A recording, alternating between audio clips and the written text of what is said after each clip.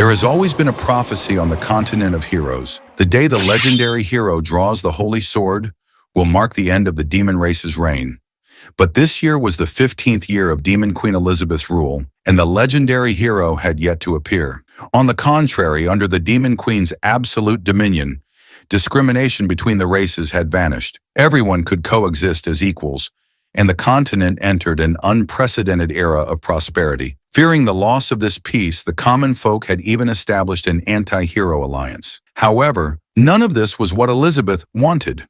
She had painstakingly deciphered ancient magical texts to create a world-ending spell, all in anticipation of the hero's challenge. Yet to this day, she didn't even know the hero's name, making the suffering she had endured feel like a joke. She went directly to the holy sword, and under the horrified gazes of everyone present, forcefully drew the Alpha Holy Sword, which belonged to the hero. The immense backlash of power forced the onlookers to erect a barrier to defend themselves. Soon, a pillar of energy shot through the castle and into the heavens. A moment later, the energy dissipated, revealing Elizabeth holding the holy sword. She sneered to herself, "Who is it that prophesied only the legendary hero could draw it?" But as soon as the words left her mouth, an image from hundreds of thousands of kilometers away suddenly appeared in her mind. On a desolate hill, there stood a humble tile-roofed house. Elizabeth suddenly understood. The hero had been hiding there all along. A red light enveloped her body, and she waved her hand to summon a teleportation array. Meanwhile, the legendary hero was engrossed in his daily farming, unwilling to leave the novice village. This was because, in his previous life, he was an ordinary office worker. One day, while commuting home on the subway, he and the handle he was holding were suddenly transported to this world of sword and magic. Under the guidance of a novice system, Ling slowly learned the basic survival skills of this world. The system urged him to leave the novice village, defeat the great demon queen, and become the legendary hero. But the current Leping just wanted to live a peaceful life. The village was protected by a special time barrier that completely concealed it and made a single day feel much longer than 24 hours. Although Ling was still clueless about sword and magic, for someone who had no interest in adventuring, building his ideal pastoral home was his lifelong dream. The system was so furious it crashed on the spot, leaving only a final message. "Hope you get killed by the Demon Queen soon before vanishing forever." One day while he was farming, he saw the dark clouds in the sky twist and gathered together. "Is it going to rain all of a sudden? My clothes and dried fish are still outside." He immediately rushed back to his courtyard. In reality, it was the Demon Queen Elizabeth teleporting to his location. She watched this so-called hero rush back to collect his laundry and felt a wave of speechlessness. Just then, an electronic pet dog named Wong Kai started barking. Ling initially thought it was just fooling around, but then he noticed its behavior was unusually agitated. Ling subconsciously glanced at the sky and saw a dark figure hovering in midair. "Wong Kai, what's that thing in the sky?" Elizabeth heard him loud and clear. "How dull. And you dare call me your queen?" "A thing," Ling quickly explained. No, I'm sorry. I couldn't see clearly just now." Elizabeth couldn't be bothered with his nonsense and decided to verify his identity first. A golden stream of light shot down from the sky towards Ling. Before he could even understand what was happening, the light circled around him and landed automatically in his palm, as if guided by some strange impulse. Ling gripped the holy sword and swung it, the blade cutting through the air and revealing the powerful aura of the hero. But when Elizabeth returned the holy sword to Ling, she discovered his magical sensitivity was so low, he was worse than an ordinary soldier. Is he hiding his true strength? Ling was already overwhelmed. And then he noticed the electronic pet dog at his feet was growling. "Why is the Demon Queen here?" "Shut up, you stupid dog. Don't provoke her." Suddenly, a fierce wind howled in the sky. Elizabeth summoned 3 massive magic circles, and from their centers, gigantic meteorites began to emerge. In that instant, Leping finally understood that what the system had said was true. The meeting of the hero and the Demon Queen was inevitable, even if he never left the novice village. Thinking this, he dropped the Alpha Holy Sword and walked, trembling, back into his house. Leping was just a rookie, and the final boss had already come knocking. He had no choice but to accept his fate. "I've had a happy time here.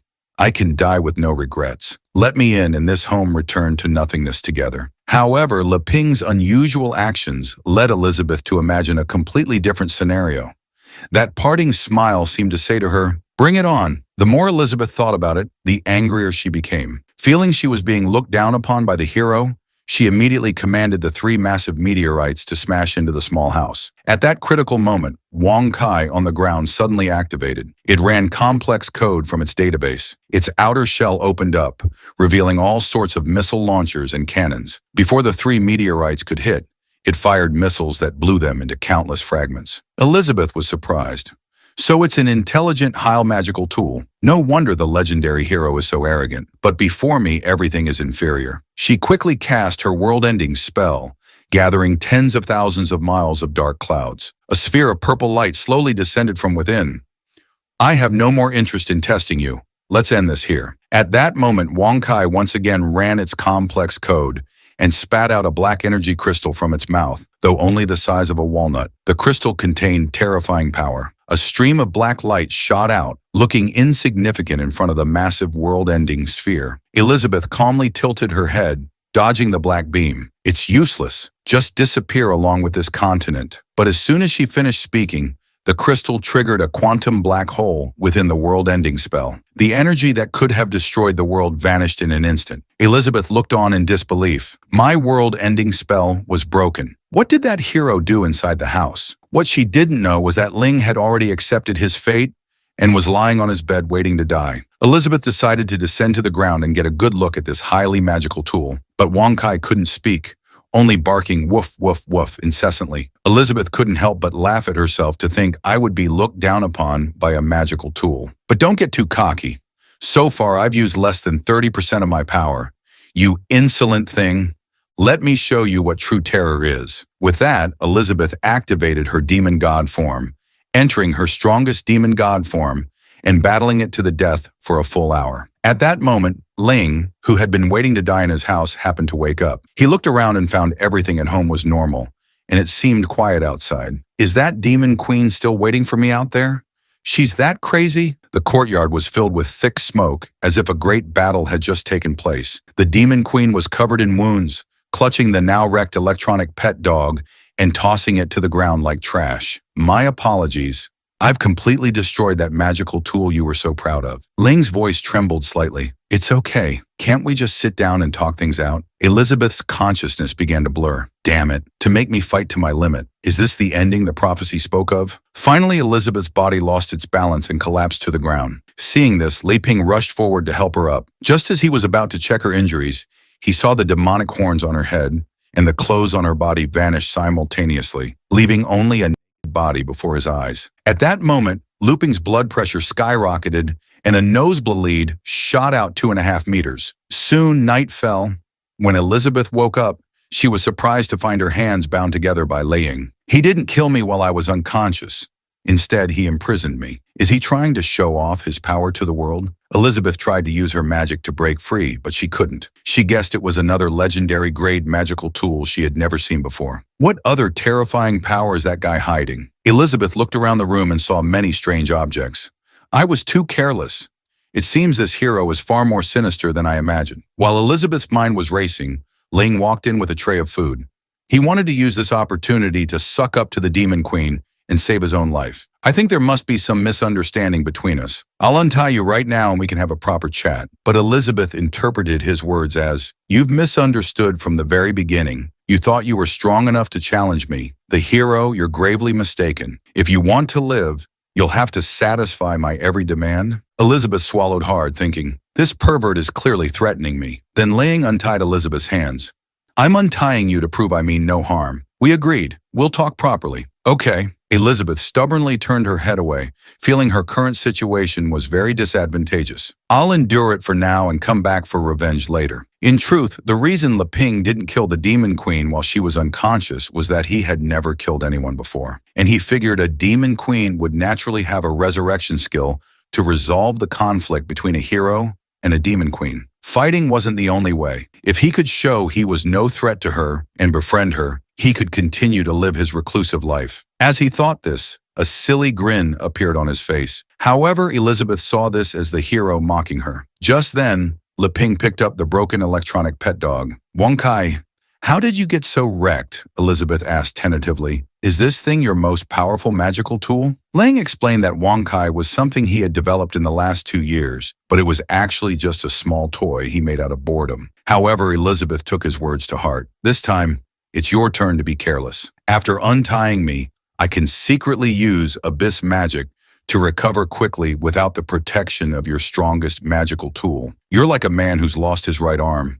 The scales of power have tipped in my favor. Now is the perfect time for me to eliminate you, the legendary hero. Little did she know, he then pushed open a cabinet, revealing a pile of spare parts. The Demon Queen's rage was doused as if by a bucket of cold water. As long as the memory card wasn't damaged, it could be inserted into a spare body to restore its functions. Ling explained that Wonkai was sometimes naughty, so he only kept one active at home for companionship.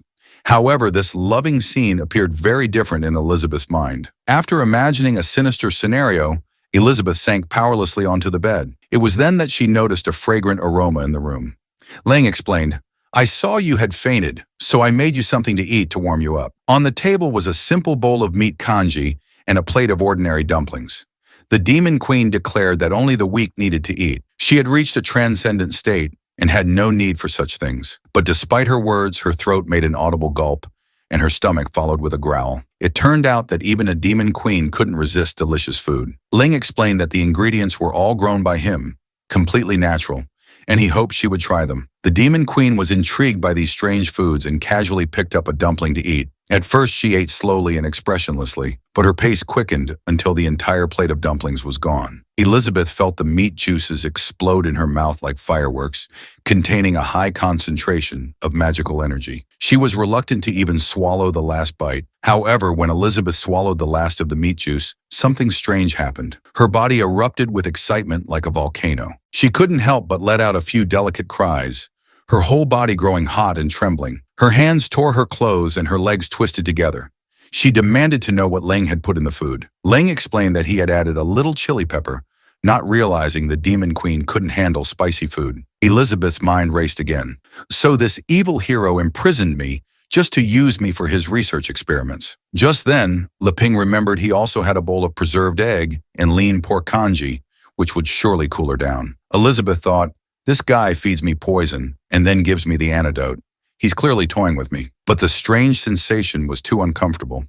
So Elizabeth steeled herself and tried a spoonful. As soon as she ate it, the hot, restless feeling vanished, and her body felt as if it were floating on cool, calm water, ruling the world.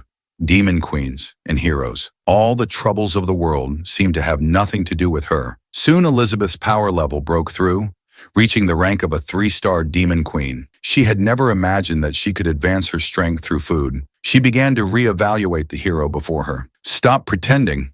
What do you really want? But Leping said, actually, I just want us to work together and see if a demon queen and a hero can coexist. However, in Elizabeth's ears, his words became, in this world, only you are worthy of being my research subject. I will help you become stronger, and then you will defeat me. At this, Lang weakly asked, is that okay? I'll continue to make you delicious food to serve you. But these words twisted again in Elizabeth's mind. If you want to get stronger, I can help you. I'm looking forward to seeing if you can really defeat me. Elizabeth sighed in resignation. Hearing her sigh, Lang nearly fell apart, thinking the Demon Queen was still going to kill him. Elizabeth climbed onto the bed and looked down at Lang. Listen to me. I can agree to your terms, but make it clear that I'm not doing this because I fear you, but because I seek the pinnacle of power. Lang was speechless, thinking, fear me for what? But since she was the Demon Queen, whatever she said went. Elizabeth continued fiercely. Don't think that just because I'm living here, I'll bow down to you. My dignity will never be compromised. I would sacrifice everything to destroy you. Ling nodded. Understood. Then let's try to get along, Elizabeth commanded. What other delicious food do you have?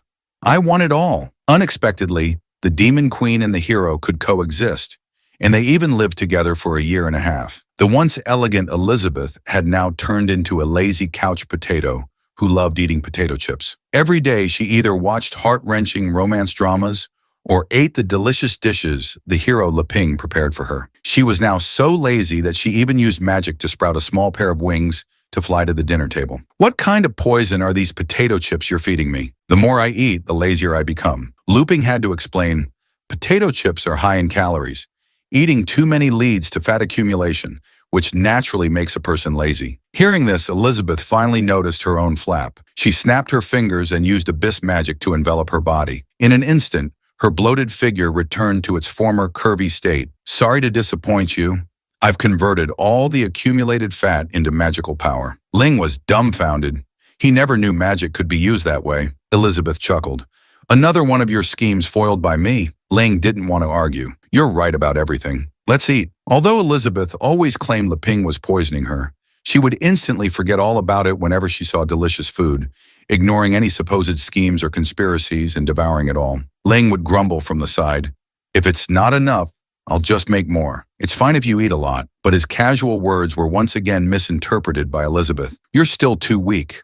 I'll fatten you up before slaughtering you. Every time she imagined such a scene, Elizabeth would fly into a rage. I've broken through more than 10 times this year. It's time for a final battle. But then, Leping would take a pudding out of the refrigerator. In that moment, Elizabeth's eyes would clear, and all thoughts of final battles and world domination would vanish. Ling found that the Demon Queen wasn't so hard to handle after all. As long as the food was good, she could be calmed down. However, ever since the Demon Queen had forcefully broken into the novice village and destroyed its protective barrier, the flow of time here gradually synchronized with the outside world. Time synchronization wasn't a big deal, but what was worse was that without the barrier's protection, the novice village lost its hidden status and was completely exposed to the wilderness. And the magical beasts that roamed nearby seemed to be anything but simple. Lang guessed it was because of the Demon Queen's presence that those beasts didn't dare approach his courtyard. Meanwhile, on a nearby plain, a middle-aged man was fleeing with his daughter, pursued by 3 humanoid monsters wearing strange masks. Their claws tore through the space in the air, creating sharp blades that flew towards the fleeing pair. Soon the blades split and plunged into the ground, forming a cage of claws. Blocked, the middle-aged man drew his great sword. Yilfu, wait here. I'll hold them off. You keep running toward the town, and you'll be safe. Yilfu shook her head. How can I leave you and escape alone, Dad? The middle-aged man's eyes were firm. I promised your mother I would protect you. Just then, a humanoid monster levitated in the air, condensing a massive ball of ghostly fire in its hand. The middle-aged man knew he couldn't wait any longer. He had to use his strongest move. He swung his great sword, sending blades of energy upwards to collide with the ghostly fire. Before it could fully form, he sliced the monster in half along with the fire. This was a monster from the Dark Guild. Even when one was cut in two, it could still become nourishment for another, absorbed into its body. After absorption, their power would increase, and another head would grow on their body. Yilfu didn't want to abandon her father and immediately summoned her elven longbow to fight back. Arrows formed from the natural power of the elf shot swiftly towards the monster. Unfortunately, the level gap was too large. She couldn't even break its defense. The middle-aged man didn't know how long he could hold on and only hoped his daughter, Yilfu, would be decisive, but it was already too late. The monsters launched another attack, their limbs stomping the ground with explosive speed, and delivered a powerful punch to the middle-aged man. He flew tens of meters, only stopping after shattering a rock. He was now too weak to fight and could only hope his daughter would seize the chance to escape. But then one monster suddenly merged into the others. Their bodies dissolved like slime and reassembled, finally forming a 20-meter-tall, 3-headed humanoid monster. Yilifa pleaded, I'll go back with you. Please just let my father go. Unfortunately, the monster had already lost its sanity. Just as Yilfu was filled with despair, an object 100 times larger than the monster suddenly fell from the sky. The surrounding mountains trembled as the 20-meter-tall monster was crushed on the spot. Yilfu was stunned by the sight. It was a mammoth lord as large as a mountain. The 20 meters was smaller than its toe. In fact, on the mammoth lord's head was a mansion where a 1,000-year-old toad sage lived. And on the toad sage's head was a doghouse. The danger has been eliminated. What should we do with these 2 harmless humans? Ribbit bit. Wonkai responded, Do not harm harmless humans. I will take them back to my master for him to deal with. The scene changed. Yulfa finally woke up after what felt like a long time. She found herself in a strange place. She remembered her father had suffered severe internal injuries and would die if not treated promptly. But when she opened the door, the first thing she saw was her father flexing his muscles. Looping clapped, Uncle, it must have taken you a lot of time to get that muscular. The man said that for a warrior, physical fitness was the most basic requirement. Lu Ping was excited. So this is the warrior class in another world. It's amazing seeing its master happy. Wang Kai also circled excitedly at his feet, but the nearby Elizabeth was annoyed. She caped Wang Kai away and questioned it. "Who told you, you stupid dog, to bring outsiders back here?" Wang Kai whimpered pitifully. What could it do when it couldn't beat the demon queen? On the other side, Lei Ping poked the man's muscles. "Wow, so firm," the man flexed again. "Since you like it, Mr. Lei Ping, I won't hold back." With that, he activated his burning battle spirit, his clothes bursting as he showed off his favorite muscles for his savior. Unfortunately, this awkward scene was witnessed by his daughter Yilfu. The three of them stared at each other, and the air suddenly fell silent. The man was only trying so hard to please his savior. Lang wanted to go and explain to Yilfu, but was blocked by the jealous Elizabeth. "Now that you're awake, get out. I'm warning you," Elizabeth said, pushing forward with her chest as if declaring her sovereignty to Yilfu. "I was here first," but Ling felt that since guests had arrived, they should be treated with courtesy. He invited the two of them into the house and served them roasted barley tea he had made himself. Yilof's eyes were a bit hazy. "Is this the magical potion you mentioned that heals you instantly after drinking it?" Ling thought she was exaggerating. "I just gave your father some cool well water earlier." The nearby Elizabeth sulked. "Why did this guy bring another girl here? Am I not enough for you?" Just then, the middle-aged man spoke up about what happened that day. "Although I was barely conscious, I was still aware. A strange dog brought us to the farmland. And then Mr. Leping gave me a sip of water. That sip saved me from the brink of death. If it weren't for Mr. Leping, I'm afraid I would never have seen you again, my daughter." Yulfu exclaimed that the tea must be precious. "Can we really drink this?" Ling felt they were being too modest and told them not to be so polite. Hearing Lu Ping's words, the father and daughter finally drank the barley tea without hesitation. As soon as they finished, they felt a surge of magical power overflowing from within, making them feel as if they were lying in a wheat field looking out at the world, even seeing aliens flying by in saucers in outer space. Soon, both of their magic levels broke through, and Yilifu's mother's elven bloodline was even awakened, causing her ears to grow longer. The two of them sighed deeply, amazed that a simple cup of tea could lead to a breakthrough. Lang thought his hospitality was lacking and wanted to pour them another cup of barley tea, but the man was already overwhelmed with gratitude and refused such a precious gift. In truth, Lang also wanted to treat them to drinks and snacks, but Elizabeth had monopolized them all. He could only sigh an apology, completely unaware that the two had been shaken by a single cup of tea. Lang asked about what had happened. "Uncle Boss, why were you attacked?" Uncle Boss replied, "As you can see, Mr. Leping, it's because of the elven bloodline within Yilfu." Yilfu added, "My mother was the holy maiden of the elven race. She fell in love with my father and gave birth to me, but the elves forbid marriage with other races." Leping understood. "So it was the elves who were trying to capture you." Elizabeth questioned this nonsense. "The ban on interracial marriage was abolished after the Demon Queen united the world." Uncle Boss continued, "It's a long story.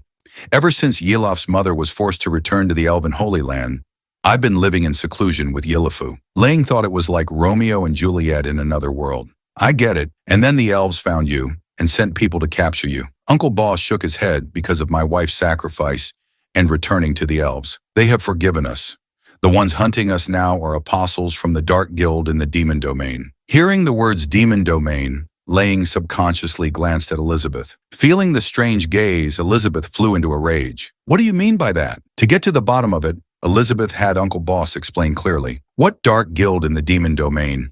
Why are they capturing elves?"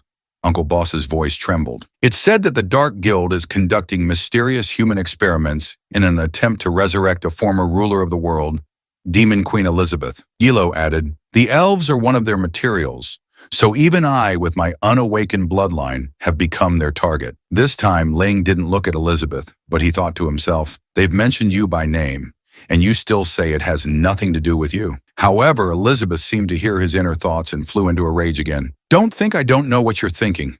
Ling was at a loss. I know everything. You've been here with me this whole time. Calm down." Unexpectedly, in the year the Demon Queen and the hero lived together, the outside world claimed that Demon Queen Elizabeth had been dead for 500 years. Elizabeth and the hero Lane were shocked. She had only been living there for a little over a year. Elizabeth wasn't concerned about the time discrepancy. "Does the rumor say how she died?" Yilfo answered truthfully. "According to historical records, Demon Queen Elizabeth was defeated and killed by the legendary hero." Uncle Boss continued. It's said that the battle lasted for a full month.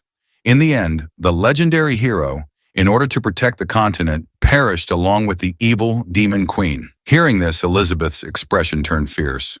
The two of them were instantly pulled into an illusion, a land covered in skulls and corpses, with a crimson moon and the smell of blood. Yahello thought it was another spiritual realm, but Uncle Boss said, "This is pure killing intent." Elizabeth retracted her killing intent, explaining that the rumor was false. The two of them coughed up blood and knelt, begging for forgiveness. Just then, Leping pointed to himself. "Because I am that legendary hero, and she is the demon queen Elizabeth you were talking about." The amount of information was so overwhelming that the two of them spurted out blood, 2.5 meters long. However, in Elizabeth's eyes, this scene transformed into something else. "The demon queen you speak of has been imprisoned here by me. Come and laugh at her." After imagining this, she flew into a rage again.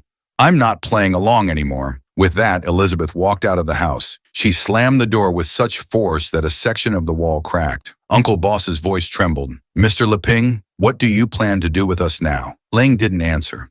He was shocked that after Elizabeth broke the time barrier, the time here had become chaotic. 500 years had passed outside. Night fell, Yahello whispered to her father. "So this is the truth from 500 years ago. The demon queen fell in love with the legendary hero and gave up the world to live in seclusion." Uncle Boss told his daughter not to speak nonsense. "Mr. Leping is probably deciding whether to spare us right now." Yafu disagreed. "If Mr. Lang wanted to kill us, why would he have saved us in the first place?" Uncle bossed in their eyes. "We are no different from ants. Whether they kill us or let us live depends entirely on their mood." As the two were talking, Leping walked into the room. "You're still awake. What are you two doing?" Hearing the sudden voice, Yahello was nearly scared to tears. Leping smiled and pulled out a deck of playing cards. "If you can't sleep, let's play cards." The three of them sat together and Leping explained the rules of the game. Yahello felt an ominous aura emanating from the cards and asked Leping what the game was called. Ling thought for a moment, realizing that the people of this world probably wouldn't understand the name Fight the Landlord, so he created a new name on the spot. This game is called Fight the Evil Dragon. The father and daughter were startled again, thinking this was surely a test from the great hero. Meanwhile, Elizabeth used an invisibility spell to hide in the air and secretly observe. Curious about what Leping was doing with them in the middle of the night, Lang said, "The two heroes have to work together to defeat the evil dragon. We can decide whether to be a hero or the evil dragon based on the cards we draw." However, in the father and daughter's vision, Leping's words were, "I'm starting to deal the cards. Think carefully before you choose." Uncle Boss told his daughter to take the cards. There was no room for hesitation now. His daughter nodded and reached for the deck, but the moment she touched the cards, the surrounding scenery suddenly changed, and the father and daughter were once again pulled into a spiritual realm. Yahello felt as though just picking up the cards had drained all her magical power, as if she were experiencing life and death. "I'm sorry," Uncle Boss comforted her. "It's okay. Leave the rest to me." It turned out that every card played was at the cost of his life force. However, the hero, Leping, was completely unaware of this. Unable to think of what card to play, he simply passed.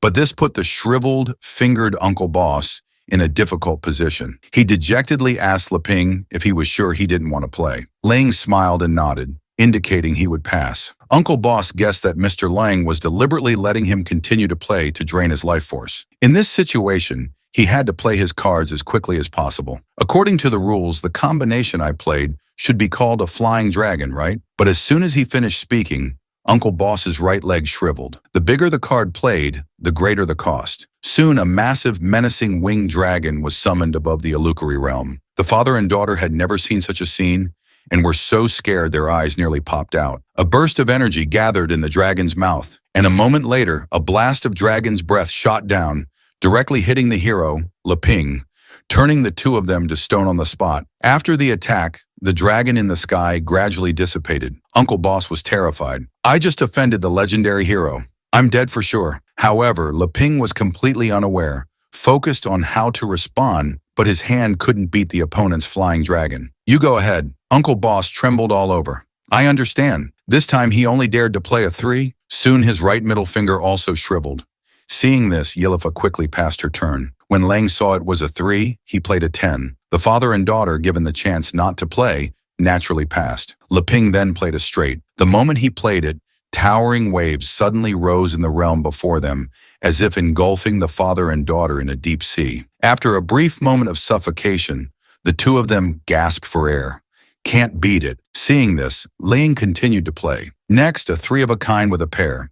This time the illusion was of two war horses pulling a chariot. Uncle Boss prepared to endure the chariot's impact. I can't beat it. But just then, Yelopu stood up. Wait, Uncle Boss quickly stopped her. That will cost you your life force. But Yelof had made up her mind. I can't always hide behind you. I want to protect you too, Dad. With that, she played a three-of-a-kind with a pair. Soon another chariot appeared in the realm and collided with Ling's. Uncle Boss looked at his daughter in terror. Yilfu, are you okay? But Yilfu's life force hadn't diminished at all, and she firmly stated that she was fine. Leping spoke up. Sometimes you have to break up your own hand to protect your teammate. That's right. What's most important is determination. Uncle Boss looked at his two withered fingers, seeming to understand. Was it because of her determination that my daughter is fine? Ling suddenly grinned mischievously. Determination is important, but unfortunately, it's too late. The father and daughter's faces turned pale. At that moment, even the invisible demon queen had a bad feeling. Lang smiled and played the strongest combination,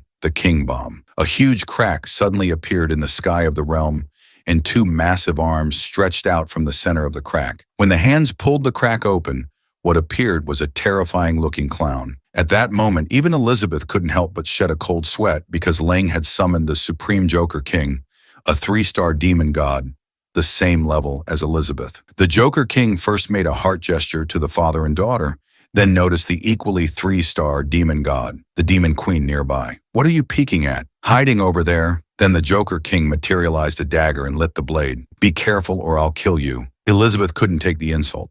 She barely managed to get into position, ready to fight. The father and daughter below were in deep despair, blaming themselves for angering Mr. Leping by playing their cards. Just then, Uncle Boss started coughing violently, blood spewing out as he felt his life force draining away. Lang thought Uncle Boss's injuries hadn't healed yet until he saw the cards on the ground. It turned out the uncle's hand could have won long ago. He had been letting him win all along. Lang didn't want to disturb others' rest and disappointedly shuffled all the cards. This casual action directly erased the illusion of the Supreme Joker King in the realm. Lang packed up the cards and bid the two farewell. That was fun.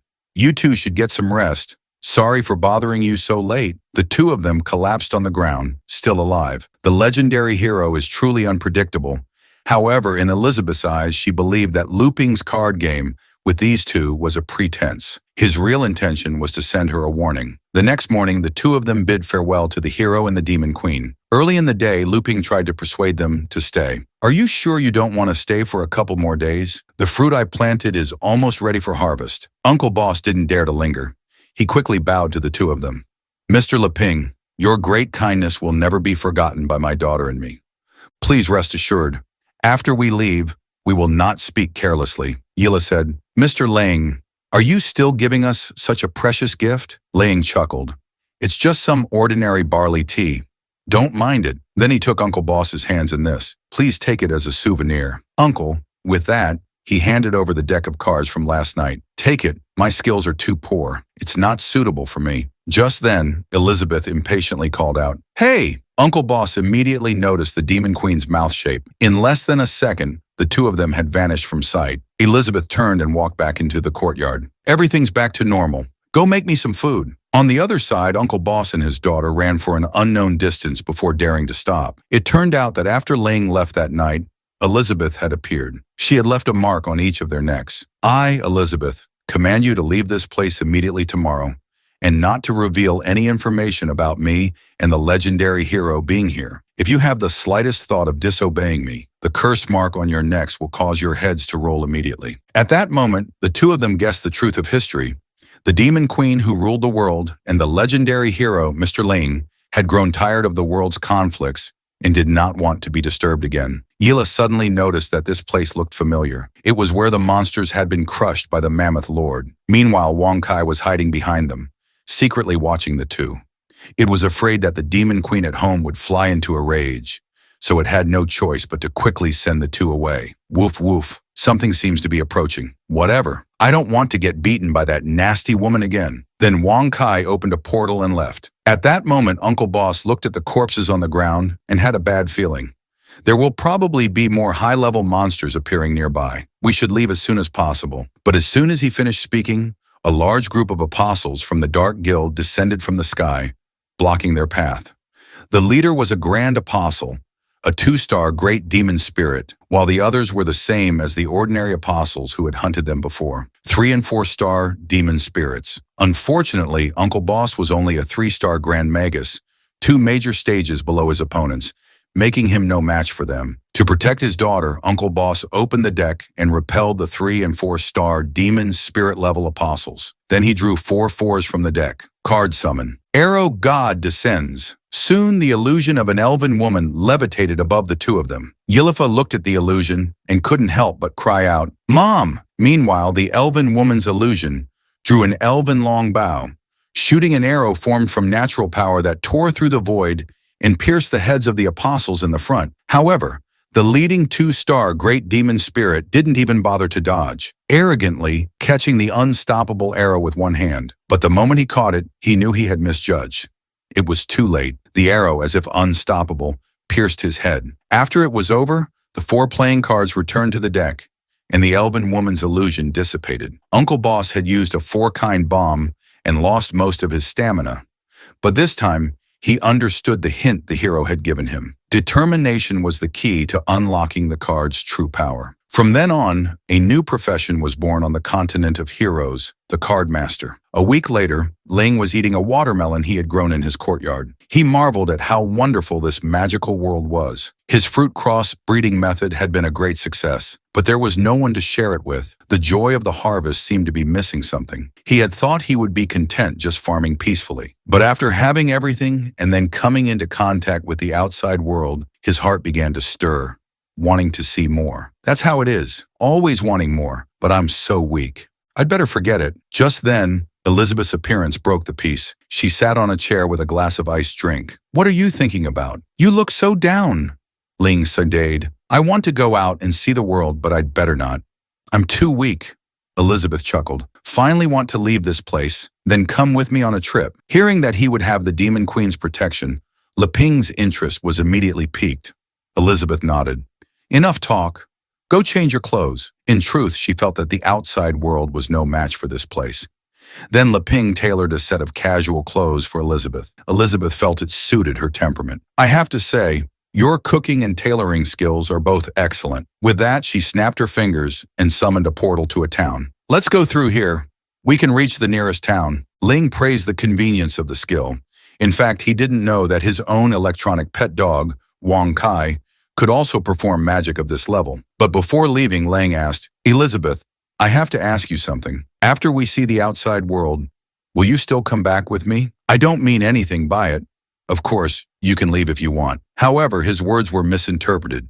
"If you want to run away after we go out, I can understand." Elizabeth grew angrier the more she thought about it. How could the one called the most powerful demon queen in history possibly run away? "Until I officially defeat you, I have no interest in anything else. Of course, I'll come back with you." Hearing this, Li Ping breathed a sigh of relief.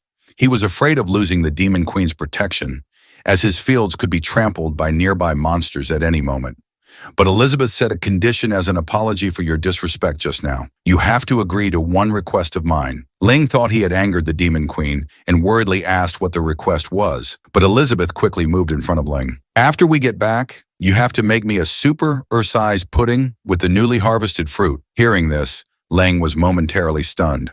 So the reason the Demon Queen was staying was for a super Ursize pudding. Soon, both of them stepped through the portal, leaving Wang Kai barking alone in the courtyard. This was the world after being ruled by the Demon Queen for 500 years. When the legendary hero first came to a village, he found it unexpectedly prosperous. Demon Queen Elizabeth proudly declared, "The foundation I laid during my reign was solid. The world used to be divided by various forces with constant conflict. It was I who suppressed them with absolute power and established the great rule that all people are equal. So, the one who truly saved the world was me, not you, the so-called legendary hero." But when Elizabeth finished recounting her glorious deeds, she found that the hero, Leping, wasn't listening at all. "How dare you? You don't even care about my past achievements." At that moment, Leping was at a doll vendor's stall, admiring the well-stitched seams and asking if she had made them. The girl nodded. If you like them, brother, I can give you a discount. But as soon as she finished speaking, a pig-headed man deliberately kicked over the girl's dolls. Who gave you permission to set up a stall here? You wretched girl. Your church still owes our gang protection money, and you have the nerve to set up a stall in my territory. Seeing the ferocious pig-headed man, the orphans were scared to tears. Annie retorted, "You've never protected us. Why should we pay you protection money?" The pig-headed man laughed. "Idiot. Starting last month, this street belongs to our beast gang. If you want to survive here, you have to pay a monthly tribute." Annie was defiant. "Nonsense. The church belongs to the nun. When she gets back, you'll be in for it." The pig-headed man continued to curse. "You fool! You really don't get it, do you? Today I'm going to kick you orphans out and tear down that run-down church." Hearing this, Ling couldn't help but shout. The pig-headed man glanced at the human. "What the hell do you want?" Ling took 2 steps back, stammering. Elizabeth thought he was about to play games with these weak commoners again. Ling whispered, "Elizabeth, you should step in and stop this." Elizabeth turned her head away, thinking, "I don't share your lowbrow sense of humor." The pig-headed man was getting impatient. "I asked you what the hell you want." This put Li Ping in a tough spot. He hadn't expected the Demon Queen to not react. He had no choice but to resort to the most powerful modern tactic. "Everyone, look, this pig-headed man is bullying a little girl. Condemn him. Condemn him." However, moral condemnation was a joke in this era. The onlookers didn't react at all. The pig-headed man was amused by Li Ping's words. "You don't really think someone will stand up for you, do you? Everyone on this street knows our beast gang. You must be a foreigner from the south. The girl next to you has a nice figure, though." Ling said, "Everything can be discussed, but you really shouldn't mess with her." But the pig-headed man was determined to court death. He ordered his subordinates to beat up the man and take the woman back to the gang for some fun, completely unaware that his words had enraged the Demon Queen. The entire sky darkened, and the clouds swirled as if a demon king were descending, making all of creation tremble. The pig-headed man let go of Annie, his voice trembling. Why did the weather suddenly change? Ling told Elizabeth to calm down, otherwise she might accidentally destroy the entire town. "Calm down! Why would you get serious with ordinary people?" For Ling's sake, Elizabeth retracted her powerful aura. The sky instantly returned to its original state. The pig-headed man breathed a sigh of relief. Was that a passing shower? But Annie had seen everything. That sister's magical power is so strong. The legendary hero was being extorted for protection money by a pig, and he even asked how much it was. The pig-headed man's voice trembled slightly. A total of 10 gold coins for 2 months. The Demon Queen found it ridiculous. Just for a mere 10 gold coins. You all make such a fuss. How foolish. Just then, Lang leaned over. "Elizabeth, you must have a lot of gold coins, right?" Elizabeth nodded proudly. "The treasures I possess are countless." Hearing this, Lang immediately tried to borrow money from Elizabeth, saying he would sell the vegetables from his home to pay her back. Elizabeth looked at him as if he were an idiot. "You want to trade my food for those useless gold coins? No way. Besides, I didn't bring any with me when I came to find you." The pig-headed man at the side lost his patience. "Do you have it or not?" Ling was in a difficult position. "I don't have any gold coins. Can I use the local products in my bag to pay?" This nearly made the pig-headed man explode with anger. "Are you messing with me? Get them!" But as soon as he finished speaking, a bag of gold coins flew towards him. Then a half-man, half-horse swordsman walked over. "Yetta, take the money and get out of here. Don't harass my friends anymore." The pig-headed man, having received the money, became much more restrained. So it's Swift Thunder, Shaji from the Sword Saint Guild. "I'll give you face, but you won't be so lucky next month." Ling quickly thanked the centaur. "I have some fruit here. If you don't mind, please take it." Shaji refused Ling's offer. It was nothing. "Don't mention it, but if you're willing, I'd like to ask you to partner with me on something." As he spoke, Shaji looked at Demon Queen Elizabeth. Annie quickly asked, "Partner, what can I do to help?" Shaji smiled. "Let's talk somewhere else. If this works out, I believe it can also solve your financial problems." The Demon Queen had no interest in earning gold coins. "I'm not interested. Ling, let's go." But Li Ping felt it was rude to refuse directly, especially since they had just been helped. They should at least go and see. The orphans, seeing this, asked Annie if she was going out. Annie told them to go back to the church and wait. She would be back soon. They all went to a smoky tavern filled with disgusting foot-picking brutes. "The man with you looks like a weakling. Why don't you come over to my side?" At that moment, Elizabeth's eyes glinted, and she shot a powerful, murderous glare at the crowd. If you want to die, say that again. The tavern instantly fell silent. No one dared to make another sound. Elizabeth turned and glared at Ling. It's all your fault for insisting on coming to this place and wasting my time. Ling naturally didn't dare to answer directly. We're here, Shaji said to the group this way. Please inside this private room. We won't be disturbed by outsiders. However, when Shaji opened the door, a group of young women, some in maid outfits and some with cat ears, rushed out, calling him master. Shaji said embarrassedly, I forgot to tell you, my wives are also here. Luping's jaw dropped. Wives. The half-man, half-horseman was introducing his wives. First was the shield warrior, Gasha, sitting next to him. Then there was the assassin, Loco, and the mage, Jelly. Finally, there was the archer with elven blood, Golia. But the demon queen had no time for his family matters. Stop wasting time. If you have something to say it quickly. We're leaving. Gasha was not pleased to hear this. Master, who is this woman? Her attitude is really annoying. Elizabeth said, This is my attitude. Do you have a problem with it? Loco also glared at her. How ridiculous. Calling herself Her Majesty. Is this woman out of her mind? Golia joined in. Look at the shape of her ears. She's probably just some low-class half-blood with a bit of elven blood. Who does she think she is?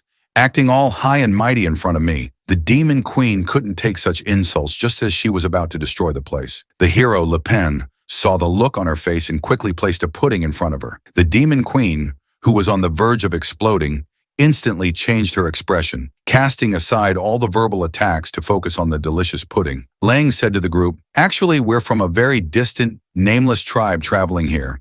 She's the princess of that tribe, Elizabeth, and I'm her servant, Lei Ping, Loco said. No wonder she acts so strangely. She's just a princess from a tribe that has never seen the world. Goliath continued to mock. And her name is Elizabeth. She must be from some backwater tribe in the demon domain that worships the demon queen. Ling shushed them. This is her first time out and there's a big cultural difference, so she's still adjusting. Only Shaji was suspicious. To be able to emit such terrifying magical power on the street, she couldn't possibly be just a princess from a remote tribe. He then invited Ling and the others to team up with them for a treasure dungeon. Hearing this, Ling immediately asked the nearby Annie, Do you know what a treasure dungeon is? Annie explained. A treasure dungeon is said to be a magical space created by powerful ancient beings to hide valuable items. They are usually very well hidden. Shaji nodded helplessly. It took me a lot of effort to get information about this treasure dungeon, but the condition to open the barrier is that we need a party of 8. Ling finally understood. Shaji had sought them out to fill the numbers. The nearby Annie counted the people and found that with herself. They were exactly 8. Do I have to go? Ling was confused by her dejected look. Didn't you just say treasure dungeons are very precious? Annie cried. Treasure dungeons are precious, but they are also usually extremely difficult. And I'm just a mere 4-star magic warrior. I'd be going to my death. Shaji told them not to worry. Once we're inside, we'll handle all the fighting. You just need to be there to make up the numbers. You won't be left out of the treasure. You'll probably get at least tens of thousands of gold coins. Hearing this, Annie's spirits lifted. Really? Then the church's financial problems can be solved. Lang asked for the demon queen's opinion. So we'll help them make up the numbers to repay the favor. Elizabeth said she didn't care and let Ling decide. Seeing no objections, Shaji nodded to his mage wife, Jelly. The woman took out a dazzlingly beautiful crystal ball, and Shaji placed his hand on it. This is a magic testing crystal ball. Just place your hand on it to measure the magic power within you. A 4-digit number then appeared on the crystal ball. Ling asked Annie what the numbers meant, and Annie explained that the 8769 corresponded to the demon spirit level. Shaji smiled. My magic level is 4-star demon spirit, and my wives are all 4 or 5. Since we're partnering up, we should know each other's strengths to coordinate well. Hearing this, Annie also placed her hand on the ball, and the crystal ball showed only 300. Jelly let out a laugh. Are you kidding me? Even when I first changed my class, my number was higher than that. Annie burst into tears. I'm so sorry. The nearby Leping was eager to try. He thought to himself, although I've been farming in the novice village all this time, and my magic level hasn't increased, as the legendary hero, my potential should be pretty high, right? However, when he placed his hand on the crystal ball, there was no dazzling light as usual. Instead, the magic power value displayed was 0. Lang was utterly embarrassed. How could he have any magic when all he did was farm? Loco looked at him with disdain.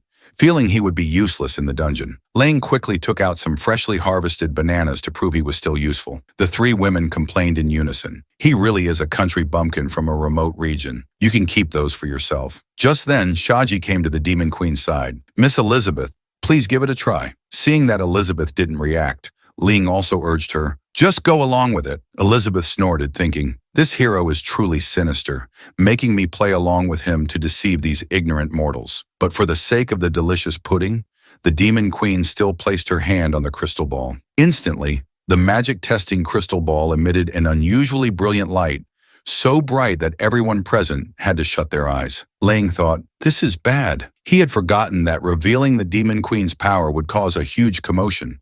While everyone's eyes were closed, he whispered, Elizabeth. Elizabeth glanced at Leping and instantly understood his meaning. It's been 500 years since I've been out. I'll play along with you. She then retracted almost all of her magic power. When the light faded, the crystal ball showed the number 8,768. Annie said, that's the same as the centaur's magic power, a demon spirit level. However, this small amount of magic startled Shaji's wives. This woman is also a 4-star demon spirit. Seeing that her identity hadn't been revealed, Ling breathed a sigh of relief. Shaji quickly gave a thumbs up as expected of a kingdom's princess. With your addition, our chances of success will be greatly increased. Then Annie asked Shaji, how do we get to that treasure dungeon? Hearing this, Shaji called out, Jelly. Jelly nodded and took out a scroll, waving it in the air. The teleportation scroll marked with the coordinates of the treasure dungeon opened. A huge teleportation array instantly appeared in the air, enveloping the 8 of them. The brilliant light faded, and the room was empty. On the other side, Lu Ping and the other 7 were teleported directly to the entrance of the treasure dungeon. Lu Ping marveled at the teleportation magic and began to take an interest in magic. However, Annie nearly fainted.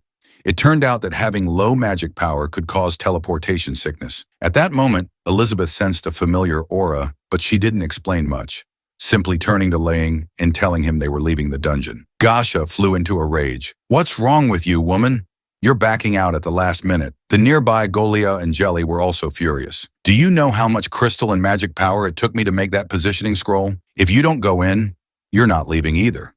Elizabeth turned and glared at them.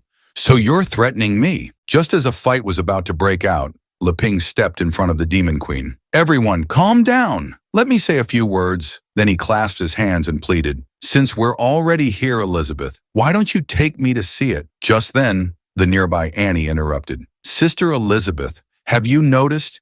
There seems to be a magical power inside the cave that's very similar to yours. Ling was confused. Magic power similar to Elizabeth's. What does that mean? At that moment, Shaji pushed aside Leping, whose magic power was 0. Excuse me, Miss Elizabeth. Please believe me, no matter what dangers we encounter inside, I will protect you. Please come in with me. However, his affectionate gaze didn't even get a glance from the Demon Queen. She walked right past him. Elizabeth agreed to Lane's earlier request. Since we're out, I'll go play with you. Aren't you going to keep up with that? The 2 of them walked towards the dungeon entrance, leaving Shaji grinding his teeth. The 8 of them then passed through the dungeon's barrier, which closed behind them. Lang wondered if this meant their way back was cut off. Elizabeth explained, in this kind of special magical space, unless you're stronger than the person who set up the barrier, you can't leave via teleportation magic. If they can't find the target and fulfill the barrier creator's conditions, none of them will be able to leave. Just then, Jelly blurted out, as long as Master is with us, we'll definitely get that thing. The nearby Gasha interrupted her. Don't talk nonsense. This piqued Annie's curiosity. Sister Galea, what is that thing you're talking about? Galea was evasive. Of course, it's golden treasure. Don't worry, you'll get your share. This was a fork in the road leading to the treasure. To investigate the situation in each cave, the mage Jelly used magic exploration, dispersing her magic power into each cave to search. A complex route map formed in her mind, and soon she would find the shortest path to the treasure. However, the nearby Demon Queen laughed at her ignorance. The magic exploration started normally, but the deeper it went, the more twisted and divided the paths became, like an endless series of forks, leaving Jelly gasping for breath. Shaji came over and asked, have you mapped out the entire maze? But Jelly was sweating profusely. She had extended her magic power to its limit, but still couldn't find the edge. Gasha was shocked. No way! Your magic power can extend for 3 kilometers. Golia was also surprised. Should I use my elven divination? Loco also made a suggestion. Let's split into groups. I can use my clone jutsu to provide support. Just then, Leping whispered, Elizabeth, you know the way, don't you? Elizabeth sneered. This maze is just a facade. If you try to explore it to the end, you'll never get out. Ling said, then why don't you help them? We can repay their favor sooner. Elizabeth flatly refused. I've changed my mind. I just want to watch them fend for themselves with you. However, amidst the discussion, Annie, with only 300 magic power, suddenly spoke up.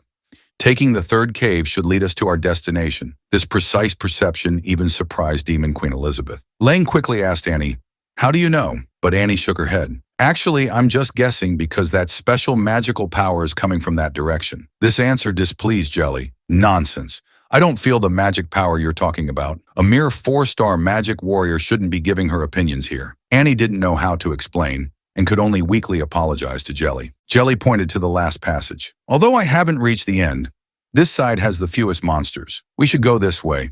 Shaji asked his other 3 wives for their opinions. Loco still thought it was better to split into groups, while Gasha thought they should follow Jel's advice. Even if they were wrong, it was the safest route. Jelly patted her chest. That's right. Please trust Jelly. Shaji thought for a moment and decided they should all take the last cave together. But this time, Annie was surprisingly firm. We can take any of the others, but not the last one. She then used her doll magic to summon a rabbit doll and send it into the last cave in her place. However, as soon as the rabbit doll entered the cave, it was instantly crushed by a giant mouth from underground, leaving only its head rolling out of the mimic worm's attack range. This scene nearly scared Ling to death. What was that? Elizabeth explained. It's a parasitic magical beast commonly found inside giant magical creatures. At that moment, Loco couldn't help but mock. You said there were fewer monsters over there.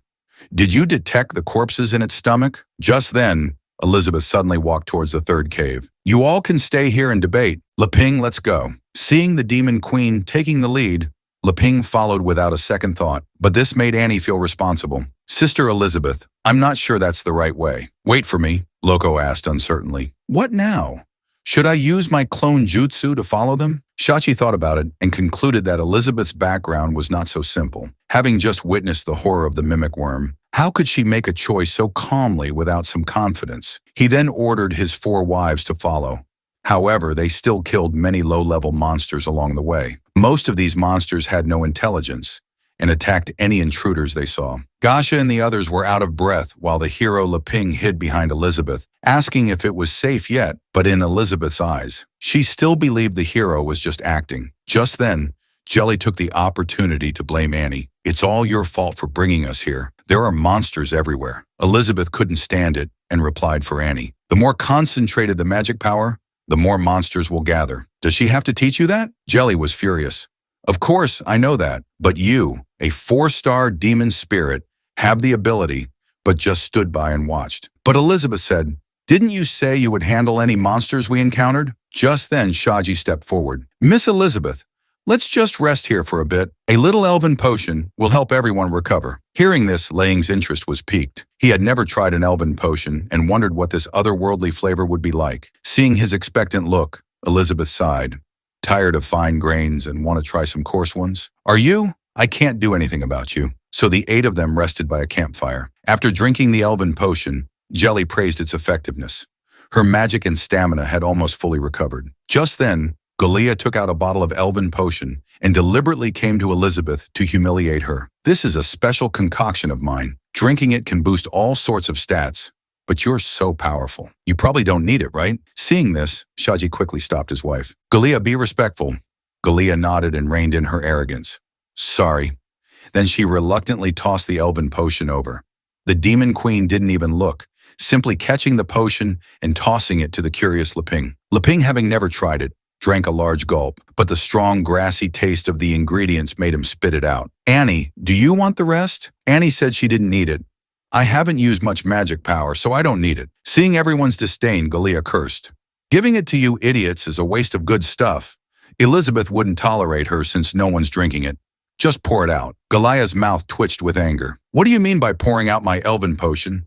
Elizabeth glanced at her and asked back, what do you think? Seeing the tense atmosphere, Ling opened his backpack. I have some fruit in my bag. Let's all have some. He then took out a regular banana and handed it to the centaur, Shaji. Shaji politely took the banana and gave one to each of his wives. Gasha and Loco both thanked him politely. Ling then took out an apple and handed it to Annie. The bananas are gone. Is an apple okay? Annie was moved to tears. Are you really giving it to me? Ling was surprised. It's just an apple. Is it worth crying over? Annie cried. Can I take it back for my younger brothers and sisters? They haven't had fresh fruit at the orphanage for a long time. Lu Ping nodded. Of course you can. When I get home, I'll pick some more for you. Enough for everyone. Jelly disdainfully threw her banana away. Who would want this rotten fruit? Golia even crushed her banana. Can this compare to my elven potion? Shaji said. Let's just have it for now. After we get the treasure and leave, I'll treat everyone to a big meal. Then Shaji, Loco, and Gasha ate the bananas. However, the moment they took their first bite, the three of them were simultaneously pulled into a spiritual realm. The scene was lush and vibrant, and their clothes had changed, making them look like peacocks in full display. Just then, a few strange grasshoppers appeared singing rock music, and the three of them started dancing the samba. At that moment, Loco's whole body trembled, and the crushed banana pulp sprayed all over her. But to outsiders, they just looked crazy. Seeing Shaji shaking his head like a fool, his other two wives were embarrassed. What are you doing? Meanwhile, Shaji finally woke up from the illusion.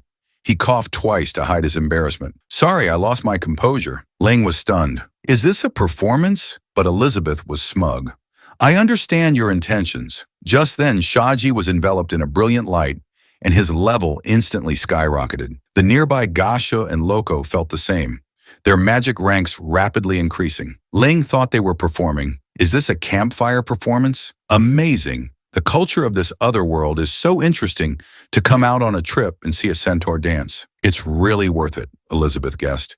If they go any further, they'll die. So you're strengthening them here in advance to let the game continue. The centaur's magic power broke through 3 stages just by eating a banana, directly promoting him to a 3-star great demon spirit. The hero, Li Ping, said it was just an ordinary banana, the only difference being that it was produced from crossbred crops. The other two, hearing that eating bananas could raise their magic level, also quickly stuffed the bananas into their mouths. But the bananas had already started to rot and emitted a nauseating smell, making them impossible to eat. Annie believed this was a phenomenon recorded in magic books called synchronicity. This knowledge even impressed Demon Queen Elizabeth. The centaur Shaji was confused. What is synchronicity? Annie explained that it was mentioned in the nuns' magic books that special treasures usually only work under special conditions.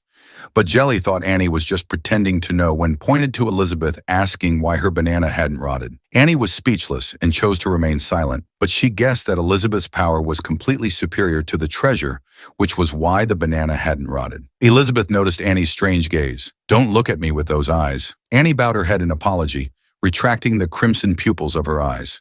Golia was not convinced, believing it was the cumulative effect of her elven potions. To verify the truth, Shaji wanted to get more fruit from Lang's backpack. Just as Lang was about to share more fruit, Elizabeth snatched it away. These are all for me to eat later. We've rested enough. Let's go.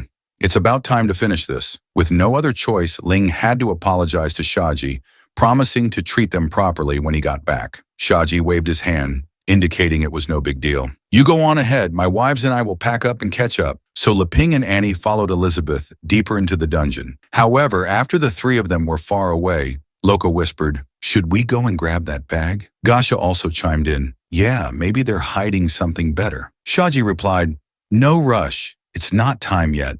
An ordinary person wouldn't carry such a precious treasure so casually, so she can't be just a princess from a remote tribe. Recently, one of the 4 major powers, the Kingdom of Aristotle, has been offering a high reward for information about their missing princess. If I'm not mistaken, that princess is right in front of me. If I can take this opportunity to make the princess my woman, I'll be able to climb up the ranks of the Kingdom of Aristotle. Then I'll get much more than just these magic fruits. Let me conquer you completely with this massive pillar of mine. However, in the eyes of his 4 wives, this LWD scene was one of charming pheromones. The 4 wives then simultaneously placed their hands on Shaji's horse rump, letting out coquettish cries of unsatisfied desire. Deep in the maze, pairs of crimson eyes were peeking. At that moment, Leping, who was walking ahead, sensed that the atmosphere was not right. Elizabeth, are we going the right way? Why does it feel like it's getting darker? Elizabeth said, didn't I tell you? The maze is just a facade. We're almost there. Meanwhile, at the top of the cave,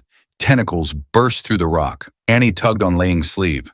Something seems to be approaching us. But as soon as she finished speaking, a figure flashed past them like lightning. It was the centaur, Shaji, who had just finished with his 4 wives, their faces still flushed. Shaji struck a handsome pose. I was delayed a bit. I hope you can forgive me, Miss Elizabeth. As an apology, let me serve you for the rest of the journey. You can ride on my back. This was what Shaji considered the highest honor. But the demon queen didn't even give him a second glance. You want to be my mount? You're not qualified yet. Hearing this, Golia flew into a rage. You're really asking for it, aren't you? But before she could finish, a black shadow instantly decapitated her, leaving only a headless corpse to fall to the ground. A pillar of blood staining the entire area. This bloody scene stunned Shaji and his wives. Just then, a rock fell from above, catching Lang's attention. Giant fleas burst out from the rock wall, one of them even chewing on Golia's head. But this small snack was not enough to satisfy it, and the dragon flea then charged towards the group. However, its target this time was the most powerful demon queen in history, Elizabeth. A red light flashed in Elizabeth's eyes, and the terrifying dragon flea exploded on the spot. The nearby Annie hugged her head and cried repeatedly, muttering that she was going to die. And the legendary hero hugged the demon queen directly. Elizabeth, someone died. But in the demon queen's eyes, this had another interpretation. Testing human nature, letting the selfish and arrogant destroy themselves first. This is your first step. Meanwhile, the shield warrior Gasha raised her weapon to fight while the mage Jelly activated a magic shield to block the attack. However, this magic shield only protected the 4 of them, completely ignoring Lang and his 2 companions. Seeing this, Lang urgently asked, "Wait, what about us?" Shaji wanted to use this opportunity to test Elizabeth's strength. "I believe you'll find a way," Gasha snorted. "Who cares about you now? Our partnership ends here." Jelly also smiled smugly. "You can just stay outside as bait." But before she could finish, her head flew high into the air, sliced in half along with the shield. The remaining dragon fled, then swarmed in, fighting fiercely with Shaji and his 2 remaining companions. However, the death of his 2 wives did not bring sorrow to the centaur. He easily slayed these dragon fleas with his 4-star demon spirit strength. In contrast, the shield warrior Gasha struggled to cope, and Loco barely dodged the dragon fleas' attack, using her assassin skill, the art of assassination, to counter-kill it. Although all 3 of them had eaten Lang's banana to raise their magic rank, they would eventually be worn down if they continued to fight like this. Just then, Elizabeth asked, "Now that you've seen their true colors, do you still want to continue this adventure game with them?" Ling shook his head. "The favor has been repaid. Farming in the village is more suitable for me." The corner of Elizabeth's mouth lifted. "First, let them become arrogant, then determine if they are worthy of being saved. This is your second step." Then she said to Leping, "Then let's go." As she spoke, she took Ling's hand and walked forward. Meanwhile, a dragon flea launched a sneak attack on Annie from behind. A crimson light flashed in Annie's eyes, and a doll suddenly appeared, shattering the attacking dragon flea with a single punch. After it was over, it instantly reverted to a useless rabbit doll. But Annie seemed to have lost her memory, forgetting what had just happened. Just then, Elizabeth knocked on the air, and ripples spread outwards. She then whispered some strange incantations, and a white barrier appeared in the air in front of them. Soon, the outline of a magnificent gate gradually appeared. Lang finally understood. So the exit is a hidden giant gate. A moment later, the gate slowly opened, and Elizabeth walked in without hesitation. Lang patted Annie's shoulder. "Let's go," and 2 on the other side. Shaji, who was fighting a bloody battle, also discovered the treasure entrance and immediately shouted to his 2 remaining wives, "You 2 get on my back." Loco and Gasha immediately jumped onto Shaji's back and ran towards the gate. After the 3 of them entered the gate, they were greeted by a sea of gold, the air itself seeming to be filled with the scent of gold. At that moment, Loco and Gasha were stunned. It turned out that the endless maze outside was just an illusion. The real golden palace was hidden in this void. Lang and Annie were both excited. "Can we take some?" However, just then, Shaji pushed Leping aside. "Get out of the way." At that moment, he no longer needed to pretend because he had found the most precious treasure in the entire place, the Demon King's nectar. Lang was a bit annoyed. "We owe each other nothing now. I don't expect you to be grateful, but don't go too far." The 3 of them sneered. "What are you talking about? Of course we're grateful. As a reward, we'll give you a quick death." Just then, an eye suddenly opened among the pile of gold coins, and the entire golden palace began to shake violently. Then a huge claw was exposed to everyone's sight, menacingly warning the intruders. Soon the head of a golden dragon rose high into the air. The inexperienced hero was even surprised to see a dragon. In contrast, Annie, with only 300 magic power, saw something even more terrifying behind the dragon. Elizabeth had never expected that this little girl could see through the illusion. Meanwhile, the golden dragon guarding the treasure was enraged, its roar shaking people's eardrums. Gasha stared at the dragon nervously. "Master, your orders." Shaji drew his sword. "Let me charge up and kill it in one blow. You two buy me some time." The nearby Loco nodded in understanding. Then the assassin and the shield warrior advanced to engage the golden dragon. Loco scattered small paper dolls using the assassin's exclusive skill, Clone Jutsu, to summon clones identical to herself to attack the golden dragon.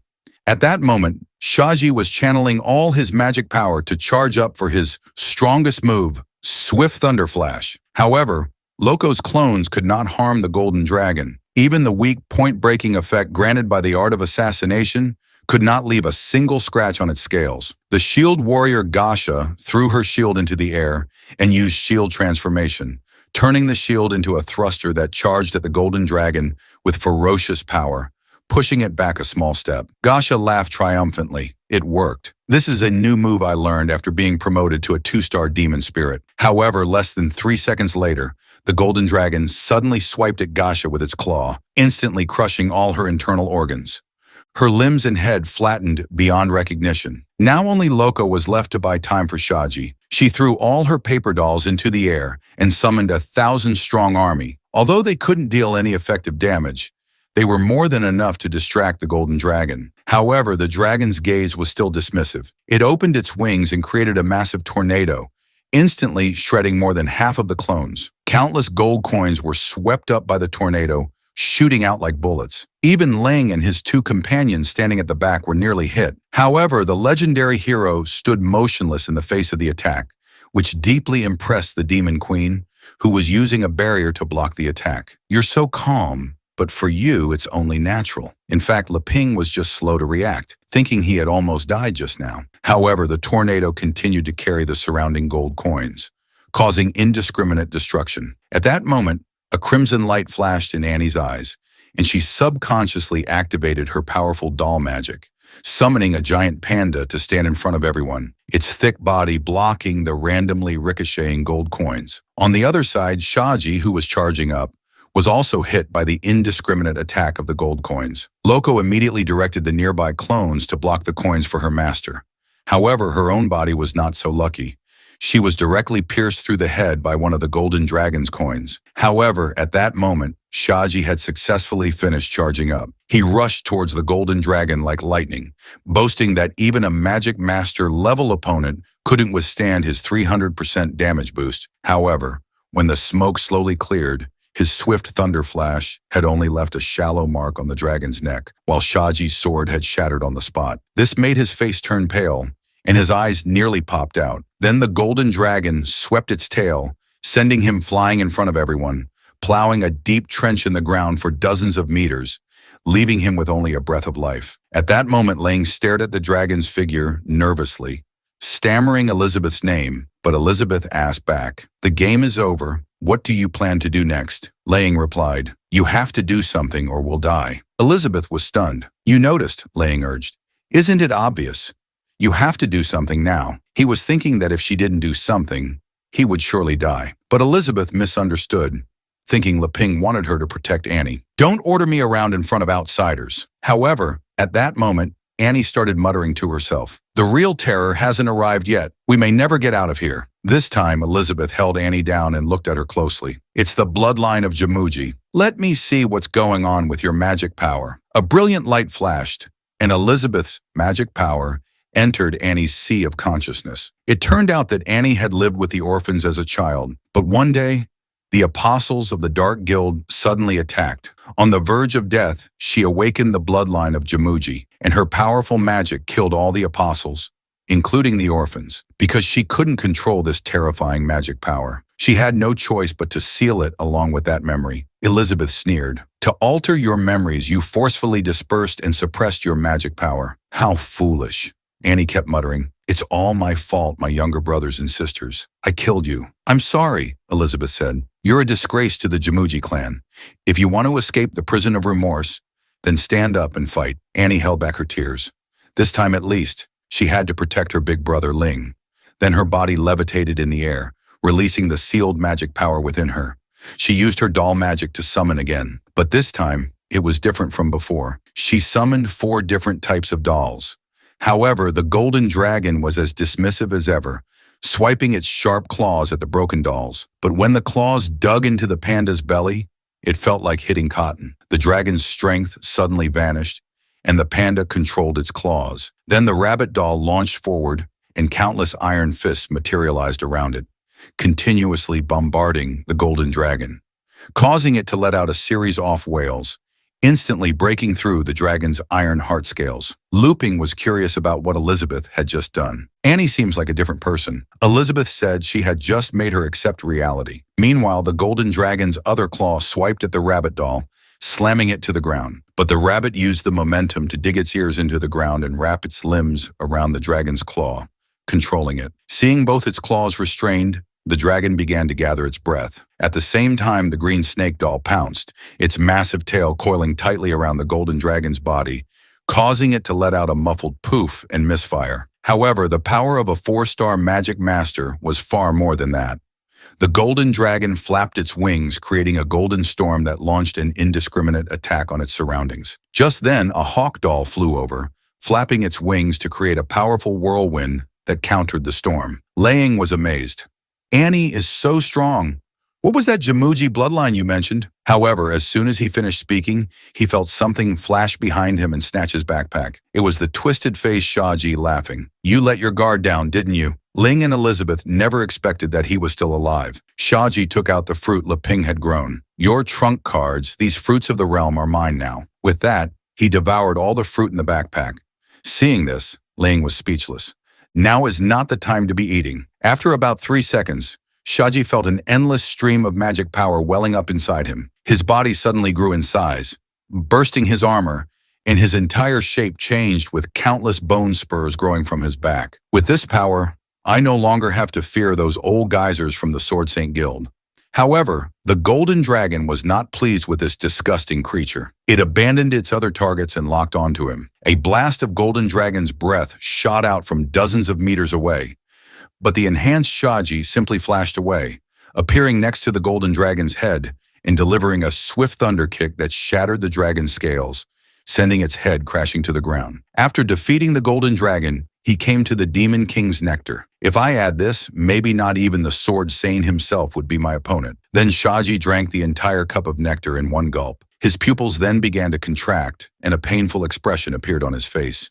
His disgusting body underwent another transformation, with demon horns and wings growing from his head and back. As expected of the Demon King's nectar, I am beginning to understand everything. Just then, Ling urged, "That guy is getting weirder and weirder. Elizabeth, you have to do something." But Annie told Leping not to worry. "I won't let him get near you, brother." Doll magic.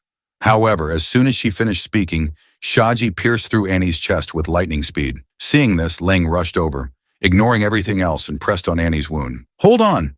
Elizabeth will definitely save you." On the other side, Shaji came to Elizabeth. "I know you're hiding your true strength, but it doesn't matter.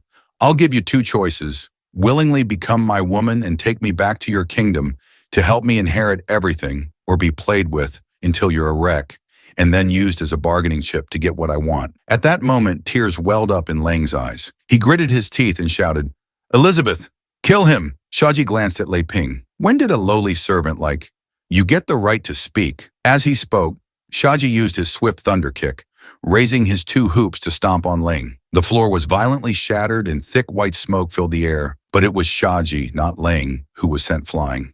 Ling's clothes were still pristine without a single scratch, while Shaji's 4 hooves dug a deep trench in the ground for over 10 meters before he could steady himself. He thought, "What just happened?" It felt like all the damage from my kick was instantly reflected back at me. He then glanced at the motionless Elizabeth. Was it her? Elizabeth's heart was calm because even she couldn't damage the clothes Ling had personally sworn. She guessed that Leping was deliberately drawing fire to make him taste the bitter fruit of his own demise. In fact, Ling thought Elizabeth had protected him since he served the Demon Queen, and provided her with all sorts of delicious food. He would naturally receive some of her protection, so anyone who wanted to kill him was essentially smashing the Demon Queen's rice bowl. Elizabeth was his backer. Shaji, unaware of their identities and relationship, naturally couldn't understand the situation. Don't get too full of yourself. I was only using less than half of my strength just now. Faced with an excellent stallion like me, you could have chosen a better part to enjoy. But you insisted on taking my iron hooves head on.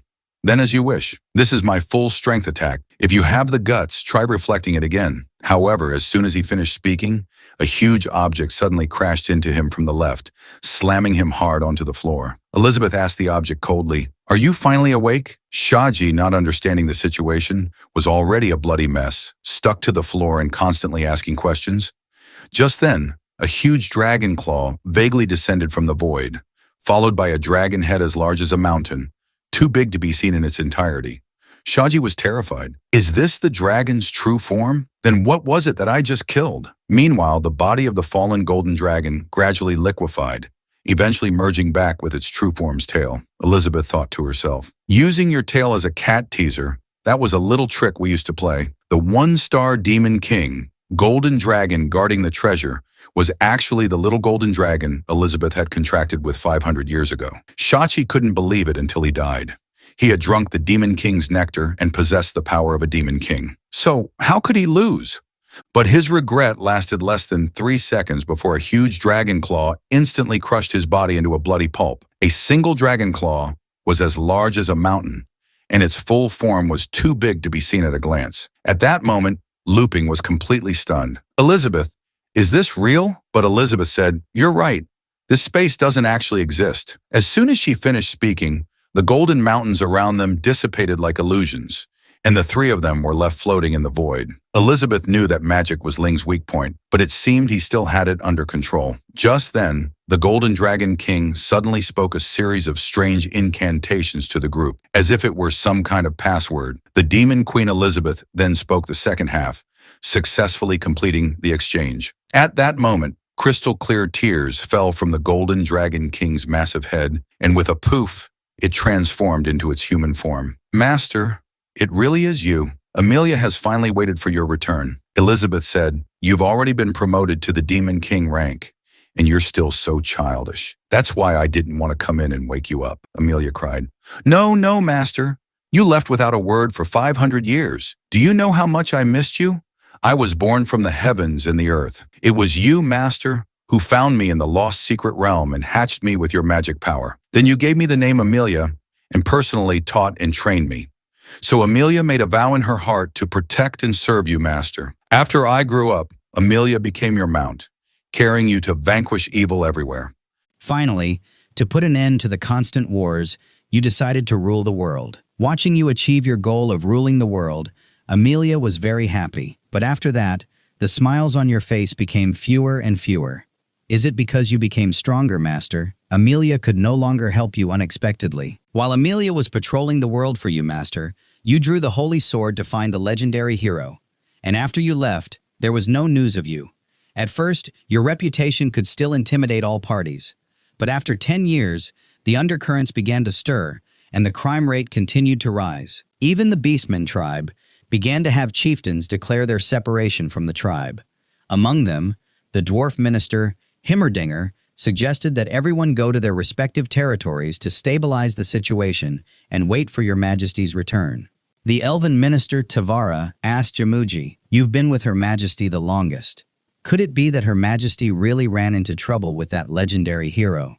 The demon minister, Jamuji, thought it was impossible. "There's no one in this world who can threaten her majesty. I will personally find her majesty. You all can do as you please." The former human prince murmured, "I will also find her majesty in my own way." As a result, all her ministers went their separate ways, carving out their own territories. However, the little golden dragon, Amelia, was not interested in these things. In the end, she only took the half-empty glass of wine that Elizabeth had left behind. Amelia returned to the place where they had first met, believing that one day her master would return. She slept for 500 years, and the once barren land was now covered in flowers. "And so, I finally waited for your return, Master," Elizabeth said. "It seems that the long wait has made you put aside your playful nature and learn to meditate. This is the key step in your breakthrough to the Demon King rank. Amelia didn't care about any of that.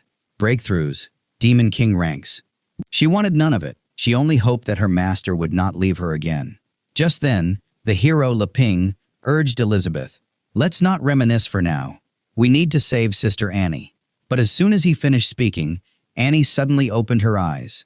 "Brother Ling, where are we?" Ling was both surprised and happy. "Are you okay?" Annie replied, "I'm fine, Brother Ling. The apple you gave me got crushed." In fact, it was the magic from the crushed apple that had saved Annie's life. Ling breathed a sigh of relief. "I thought it was something serious. As long as you're okay." Elizabeth once again imagined a different scenario. Everything is within his control. He had already set things up when he was handing out the bananas. Amelia looked in the direction her master was staring, her heart filled with jealousy. Why does master keep staring at that man? She doesn't even look at Amelia anymore. "Who is he?" Elizabeth said. "He's the legendary hero. I've been living at his place during my absence." Hearing this, Amelia grew even angrier. So it was this guy who took master away for 500 years, and now he wants to steal master's heart from Amelia. Old and new grudges. I'll settle them with you all at once. However, Leping had a smile on his face. "Hello, my name is Liang. It's nice to meet you." Amelia smirked, thinking, "I've already reached the Demon King rank. As long as I team up with Master, I can definitely kill this legendary hero." With this in mind, Amelia secretly materialized the Dragon King's claw and charged at Leping. "It's nice to meet you too." However, when the one-star Demon King's claw reached him, Ling easily caught it, simultaneously dispelling its magic. "No wonder you were so calm from the beginning." "Elizabeth, so Sister Amelia is your friend. She's so enthusiastic." At that moment, Amelia froze in place, thinking the attack that could have destroyed a town was just neutralized by his one hand. "But I've already been promoted to the Demon King rank. How terrifying is this legendary hero?" Elizabeth explained, "You could say that, but to be precise, Amelia is my mount." Hearing this, Leping immediately imagined a strange scene. He never thought that Sister Amelia could be ridden on her back. Just then, Demon Queen Elizabeth snapped her fingers, and the surrounding void realm began to collapse, eventually converging to form a teleportation channel that instantly transported the four of them back to Ling's idyllic home. "That's enough for today." Amelia was deeply impressed by Elizabeth. A realm that only a Demon King-level being could create was swallowed up by her master without any effort. And Ling was also surprised to be back so quickly, thinking that as long as he clung to the Demon Queen's thigh, all the crises outside were just trifles. But Annie was not so lucky. The teleportation was too much for her, and she couldn't hold it in. Spitting out a mouthful of white foam, Elizabeth told Ling to take Annie inside to rest, as she had something to arrange for Amelia. After the two of them went inside, Amelia eerily asked, "Master, you said you had something to command Amelia to do. Please give me any task." "Amelia is eager to serve you," Elizabeth asked. "Have you heard of the Dark Guild and the Demon Domain?" Amelia replied, "Although I haven't been out for the past 500 years, I still have some impression of the news from the Demon Domain before I went into hibernation. I remember it was established by that human versus Malfoy. He was that human prince. Do you remember him, Master?" But the Demon Queen couldn't recall. "Malfoy. I think there was such a person." Amelia misunderstood, thinking her master wanted to find him for some task. "Is there anything Amelia can't do?" Elizabeth explained. "I've heard that this Dark Guild is carrying out mass killings under the pretext of resurrecting me. This greatly displeases me." Hearing this, Amelia was also furious. "Resurrecting Master? Isn't Master right here? This is a great disrespect to you, Master. What do you want Amelia to do?" A murderous glint flashed in Elizabeth's eyes. "Make them disappear from this world completely. But you are not to reveal any information about me or this place." Amelia nodded in understanding. Elizabeth continued, "After you've done this, you will be free. You can do whatever you want in the future." Amelia spread her wings, ready to take flight. "Please leave it to Amelia. Amelia will go and uproot that Dark Guild right now." But she thought to herself, "Master's freedom. Does she mean I can sneak into her bed every night like I did when I was a child?" With this in mind, Amelia set off for the Demon Domain to assassinate the Dark Guild. However, less than 3 seconds after taking off, a modern missile coming from an unknown source shot out, and right in front of Elizabeth hit Amelia in the air. Amelia felt the damage penetrate her skin.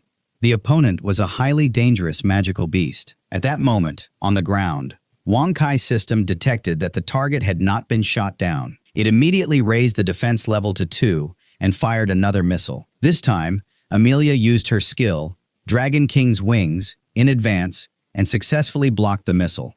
Although you're strong, you've chosen the wrong opponent. But her smugness lasted less than 3 seconds before she was terrified by the next scene. Countless missiles shot towards Amelia's direction. No matter how she dodged, she was ultimately tracked and hit by the missiles. At that moment, Amelia felt dizzy. She never expected that even after breaking through to the 1-star Demon King rank, she would be in such a sorry state, it couldn't hold on and was on the verge of death. However, Wang Kai still detected that the target was alive. Just as it was about to raise the defense level, it suddenly heard Demon Queen Elizabeth's curse. "That's one of my people. Let her leave." Wang Kai's voice trembled. Face added to whitelist. On the other side, Amelia was utterly dejected, complaining that this place was terrifying. Meanwhile, Ling personally made a glass of orange juice for Annie. "Here, drink this. It will clear your head." After thanking him, Annie quickly drank the entire glass. However, as she swallowed the last sip, she suddenly felt every pulp of fruit she had swallowed instantly burst, forming a fresh torrent of magical power that rushed through her entire nervous system, sweeping away all fatigue. This feeling is this super high holy magic. At that moment, Annie's mind was unusually clear, and she recalled some images. A nun with a ferocious face said to her, "I am you, and you are me. Stop suppressing your true self." These scattered images made Annie unable to help but shed tears. Just then, Elizabeth walked in. "It seems you remember everything. Your ancestor once made a vow before me that the Jamuji clan would forever be loyal to me. If your bloodline has been completely awakened, then the power of that vow will also descend upon you." As soon as she finished speaking, a scene of her ruling the continent of heroes 500 years ago appeared in Annie's eyes. She tried to ask for the truth. "Sister Elizabeth, are you that legendary demon queen?" Elizabeth smiled. "What that? I am the ruler of this world, Elizabeth." Just then Annie remembered that the ancient text recorded that the demon queen had perished along with the legendary hero. "Then Brother Ling you are?" Leping then answered truthfully, "Me? Although it's a bit embarrassing, I should be the legendary hero." At that moment, Annie seemed to understand. "I get it. The truth of history should be like this. Back then, you and Sister Elizabeth fought a final battle for the title of the strongest. But during the month-long fierce battle, you developed feelings for each other. In the end, because you fell in love, you gave up the so-called title of the strongest and have been living in seclusion for 500 years. However, Elizabeth did not refute this statement. Something like that. The nearby Ling became agitated. "Annie, don't talk nonsense. You'll offend Elizabeth." Elizabeth continued, "As a descendant of the super warrior bloodline of the demon race, you have fallen to such a state. You have truly disgraced the Jamuji clan." Lishing was incredulous. "You're saying Annie is a demon?" Facing the demon queen's criticism, Annie lowered her head in shame. In the demon race, there was a child named Jamuji, who awakened his bloodline. Whenever he used magic, his eyes would glow red, and his combat power would increase dramatically. However, as his strength grew, he would also become violent, finding satisfaction only in constant slaughter. In just a few years, this super demon warrior had caused chaos in the Demon Queen's northern territories, and even hundreds of elite soldiers were no exception. The series of slaughters made his ambition swell, and he eventually stormed the Demon Queen's castle, attempting to challenge her position. But the result was that the Demon Queen defeated him and sealed his brutal side. From then on, this super demon warrior made a vow that his descendants would serve Demon Queen Elizabeth for generations. And Annie was a descendant of Jamuji. To suppress my urge to kill, I suppressed my memories and magic power. I don't know anything. From the day I can remember, I have been living in the church's orphanage. The nun and my younger brothers and sisters are my family. Elizabeth exposed her lie. Everyone in the orphanage was killed by you when you went berserk. You couldn't accept the reality and created this fantasy. But at the same time, Elizabeth was puzzled with Jamuji's strength. He definitely had the qualifications to become a regional overlord. How did his descend and end up like this? The nearby Leping found it strange. Didn't we see Annie's younger brothers and sisters at the market? Hearing this, Elizabeth immediately created a portal. There's no point in continuing this conversation. You can see for yourself what her so-called younger brothers and sisters are. The portal connected to the orphanage, and what appeared were several dolls. Then, Elizabeth closed the portal. Do you understand now? Because you used most of your magic power to maintain the doll's bionic functions, your strength has remained at the magic warrior stage. You awakened your bloodline to protect your dearest ones from those dark apostles. And then you killed your dearest ones because you went berserk after awakening your bloodline. This is the truth you've been avoiding. These naked truds deeply touched every nerve in Annie, causing her head to ache and the violent magic power within her to be released uncontrollably. To calm her down, Elizabeth gently flicked Annie's forehead. The flick made her temporarily lose consciousness and fall safely into Ling's arms. I know you want to help her, but let me remind you, I've only made her faint for now. If she still can't control it and you let her go back, I'm afraid the entire town will be devastated. Ling knew the seriousness of the problem. I understand. Let me try. The next day, Ling took Annie back to the church. When Annie woke up, she confessed to Ling that she had remembered her past. It turns out there was no nun here. The murderer was me. Ling shook his head. You did it to protect your younger brothers and sisters. You're not a murderer. Annie sobbed. No, it's all my fault. I lost consciousness after I went berserk. Ling continued. The Dark Guild is the real culprit. Losing consciousness after your bloodline awakened was not your intention. You shouldn't keep blaming yourself, but Annie believed that killing her younger brothers and sisters was a fact that could never be changed. Ling continued to guide her. Like the dolls you made, the details are indeed good, but it's clear that you tied many dead knots because you were afraid of the cotton leaking out. This locks it in, but it also makes the doll lose its soul. Now I'll help you untie the dead knots and use them as materials again. She flew into a rage and the magic power within her went out of control. But just then, Ling murmured a sentence. Shakespeare once said, "Do not loiter under a tree, do not ponder in the rain, do not weep in the darkness." A simple sentence brought Annie into another spiritual realm. Just as the relentless rain and the sea were about to swallow her, a hand reached down through the clouds towards her. Look forward, don't look back. As long as you have the courage to face it and lift your head, you will find that the current haze is just a brief rainy season. Look forward. There is still a bright sky that will not make you feel lost. As the voice echoed, Annie was pulled out of the water by Leping's hand. Soon, the realm dissipated, and Annie's chaotic magic power was instantly calmed. Then, Leping handed her an angel doll he had personally sewn. This is a new doll I made for you, Annie. Its name is Raphael. I hope he can bring you healing. At that moment, Annie's tears flowed like heavy rain. This feeling, it's them, my younger brothers and sisters. I will protect the church here.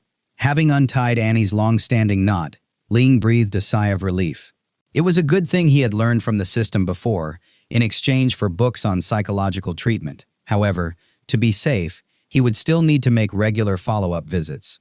On the other side, in the swamp of death in the demon domain, disgusting monsters were stirring, and the air was filled with the stench of decay.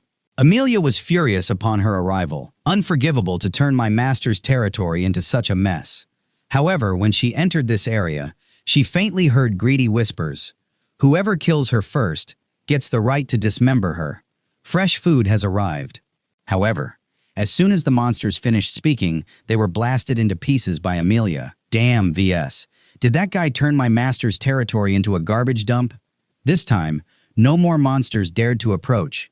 They all retreated and made way. But just then, the 5-star magic master, Keluzad, blocked Amelia's path. Who are you to come to the Dark Guild alone and cause trouble? I am Kelthusad, one of the 6 pillars of demons. Let me test your strength. Meanwhile, in the main hall of the Dark Guild, VS quickly gathered all the high-ranking members. A powerful character has come to our door. The Own-Star Magic Venerable Pharisag said Ghana's tribe was annihilated while invading the Sword Saint Guild. Could it be that the Sword Saint Guild is here for revenge? The 2-star Magic Master Ruth Bed said it's fine. Keluzad has already gone to greet her. The 1-star Magic Venerable Experiment 24 joked, "Do you want to go out and play with me?" The 4-star Magic Venerable said, "No matter who it is, even if it's the Sword Saint himself, if they dare to come here, they will never leave." The president of the Dark Guild, VS, smiled. I was just worrying about the lack of materials, and now they've come to me. This one-star Demon King level Golden Dragon King single-handedly stormed the Dark Guild, even beating one of the 6 pillars of demons, Keluzad, to a pulp, just as he was about to use magic to flash back to the main hall and report. Amelia materialized a huge dragon claw and crushed him into a paste. Then a dense swarm of monsters flew over from a distance, so many that they couldn't see the end of them. They mistakenly thought that Keluzad had already severely wounded her and that they could easily defeat her with a human wave tactic. Only Amelia herself knew that in her eyes the so-called massive army was just a pile of trash. She then materialized a dragon head and used Dragon's Roar. The deafening roar echoed over a range of more than 100,000 kilometers, throwing all the low-level monsters into chaos. They all covered their heads and dared not take another step forward. Those who were too close were instantly shattered into a paste, turning into clumps of black liquid that fell from the sky as if a sinister black rain were falling. Then Amelia spread her wings, passed through the mist, and crashed directly into the Dark Guild's home base. But at that moment, she was blocked by a door. If you want to enter, you have to answer a question. The price for a wrong answer is your life. Listen carefully. The question is, if before the door-like monster could finish its question, Amelia had already kicked it, shattering it instantly. Soon, a large hole appeared in the wall, and Amelia slowly walked into the main hall. I finally found you, VS. You've become so ugly, VS chuckled. I'm too old now, Lady Amelia. It's been a long time. As soon as he finished speaking, his body exploded like a meat paste. Just as all the high-ranking guild members were shocked, the vice president told everyone not to worry. At that moment, Amelia thought the mission was complete. She yawned and retracted her golden dragon claw, but a voice came from the pile of mangled flesh, as expected of Lady Amelia. Your strength has improved again. How did you suddenly awaken from your slumber? Could it be you found Master Elizabeth? Amelia, who thought she was done, was stunned. She didn't expect this guy to be unkillable. At the same time, a tentacle suddenly drilled out from underground and wrapped around Amelia's body, immobilizing her. Said, the legendary mount of Demon Queen Elizabeth, the Golden Dragon King. As long as I defeat you, the position of the Lord of Monsters will be mine. Now your magic power and limbs are sealed in the Sea of Darkness. No matter how powerful you are now just a lamb to the slaughter. But at that moment, Amelia sucked on the slimy tentacle and, as if slurping noodles, sucked all the tentacles into her stomach, cursed her as a fool. You want to eat me? Do you know how big my real body is? You're overestimating yourself. However, when he was about to be eaten, he started crying. Save me. Amelia said that she had just woken up and hadn't eaten yet. However, there were still some reckless cultists who approached and launched a sneak attack. Ruthbed, with only 2-star magic master-level magic power, blew a seductive kiss at her, instantly making Amelia feel unwell and lose her focus for a moment. Ruthbed thought she had succeeded. If the hard way doesn't work, then let's try the soft way.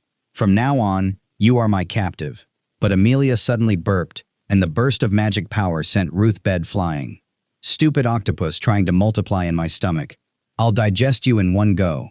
At that moment, William, another of the 6 pillars of demons, found her interesting. He released his demonic power and was about to go up and fight her, but he was sent flying by a single slap from Amelia, leaving only a human-shaped silhouette on the ceiling. At the same time, the last 2 of the 6 pillars of demons also released their magic power and attacked Amelia together. But they were also sent flying by a single slap from Amelia. VS, you didn't really think you could take my master's place with these losers, did you? You're not even worthy of being my opponent now. VS saw her strength. It's the Demon King rank. Congratulations on your promotion to the Demon King rank. Lady Amelia, I'm so envious as a human. I don't have that long of a lifespan to break through. Amelia didn't want to waste her breath on him. Kill yourself? Or do you still delude yourself into thinking you can beat me? Versus chuckled. IVS Malfoy, a mere 1-star magic venerable. How could I possibly be your opponent, Lady Amelia? But if we add her to the equation, things will be different. In the blood-filled container, the silhouette of Demon Queen Elizabeth was vaguely visible. At that moment, Amelia was a little flustered. You bastard. VS looked at Amelia as if she were food. Just a little more. The scene changed. Wong Kai was playing with its mechanical dog toy outside the courtyard while the hero Le Ping had returned to farming after his adventure. But for the past month, he had been distracted as if he had lost his soul. Even with a bountiful harvest of his crossbred plants, there was no joy on his face. On his way back, Wang Kai trotted along as usual, but then its master suddenly disappeared. It turned out that Ling had stopped, lost in thought. At 4 in the morning, Ling was still unable to sleep. After a long struggle, he finally decided to say goodbye to the Demon Queen. Early the next morning, Ling prepared a bowl of noodles for Elizabeth. Elizabeth told Ling to just say what was on his mind. She hated beating around the bush. Ling got straight to the point. After getting along for the past year, Elizabeth, you should know that I'm no threat to you. A hero and a demon queen can coexist. So I think it's time I want you to leave here, Elizabeth, and go back to ruling the world. The reason was that the hero had thought he could live peacefully in the novice village, but the unexpected encounter with the demon queen had damaged the village's time barrier. 500 years had passed outside in an instant, and the world was in chaos. Without the demon queen's rule, organizations like the Dark Guild had emerged. The suffering of Uncle Boss and Annie was just a small part of the disorder. But Elizabeth had already lost her former ambition. Who cares if it's chaotic? It doesn't affect our lives. Ling said, I admit I've been very conflicted lately, because the barrier is gone. I'm afraid I won't be able to survive here without you, Elizabeth. If I didn't know about the situation outside, I could have continued to live my life with a clear conscience. But after seeing what's happening outside, I can't just stand by because I don't want so many people to suffer, because I didn't want to be a hero. Elizabeth only heard the first half of his words. Did he just say he can't live without me? Lu Ping was prepared to go to the city and work. So please, you must go out and rule the world again. I can't be selfish anymore. Although I'm an unqualified hero, Elizabeth got to the point. You want me to solve the mess outside, right? Ling nodded. So you agree now? I'll go pack your things right now. But Elizabeth thought he was making an excuse to get rid of her. I'm no longer interested in the outside world, but there are 2 ways to solve your worries. Ling was stunned. What ways? Elizabeth smiled. One is the most direct. I'll go out and cast a few world-ending spells to solve the problem at its root. What do you think? This scared Ling. That's definitely not okay. Elizabeth then proposed the second solution. Find a suitable person to rule the world again. I can guide them from the side. Ling was confused. A suitable person. Who would that be? Elizabeth smiled. You're asking the obvious. Besides me, the only one qualified is of course you. Hearing this, Le Ping broke out in a cold sweat. You're saying I should rule the world. And so, Le Ping was pushed out the door by Elizabeth to practice his swordsmanship. Elizabeth was smunk. You think you can play hard to get with me? You're still too naive. I admit in terms of overall strength, you are a little bit stronger than me. But when it comes to the art of ruling and psychological games, you're no match for me. When you said this morning that you wanted me to leave, I really felt a strange sense of displeasure and almost fell for it. But then you inadvertently said those heartfelt words, I can't live without you, and I saw right through you. You know very well that with our strength, whether we destroy or rule this world is just a matter of a thought, completely meaningless. So the most appropriate way to handle it is to leave it alone, let it develop, and we can observe the human world for entertainment in our leisure time. As for that Dark Guild, Amelia has probably already uprooted it, so it's no longer a threat. So you've been so distracted lately. And this morning, you came to me with all this nonsense about wanting me to rule the world. It was all just an excuse to get my attention. It's obvious that after getting along for a year, you've fallen for me.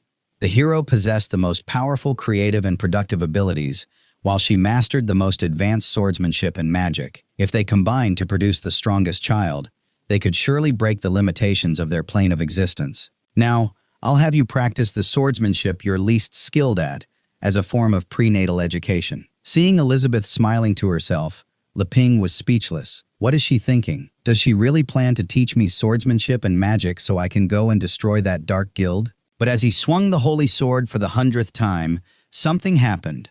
The Alpha Holy Sword actually transformed into a blonde-haired child. At that moment, Ling almost couldn't take it. Ah! The Holy Sword turned into a child. Alpha roared, "What child? My name is Alpha, and I am the spirit of the Holy Sword itself." The nearby Elizabeth was startled and stood up to ask what was happening. But Alpha, without a word, charged at Elizabeth. "You're the cause of all this. Demon Queen Elizabeth, die. However, the next second, a casual kick from Elizabeth sent him flying into the sky. Sit down and talk properly. After some physical persuasion from Elizabeth, the Alpha Holy Sword finally sat down to talk. Ling was a bit apologetic. I'm sorry. I've been using you for so long and didn't even know you were conscious. Alpha said, Of course you didn't know. I was supposed to come out and save the day at the critical moment when the hero was fighting the Demon Queen. But what have you been doing with me for the past year? Chopping wood. You actually used me, the Great Holy Sword, to chop wood. Do you have any idea what I've been through this year? Lang quickly pressed his hand against his head. Calm down. Calm down, Alpha roared. You changed the script and made friends with the Demon Queen, turning me into a wood-chopping axe. You're not worthy of being the hero. Elizabeth was not pleased.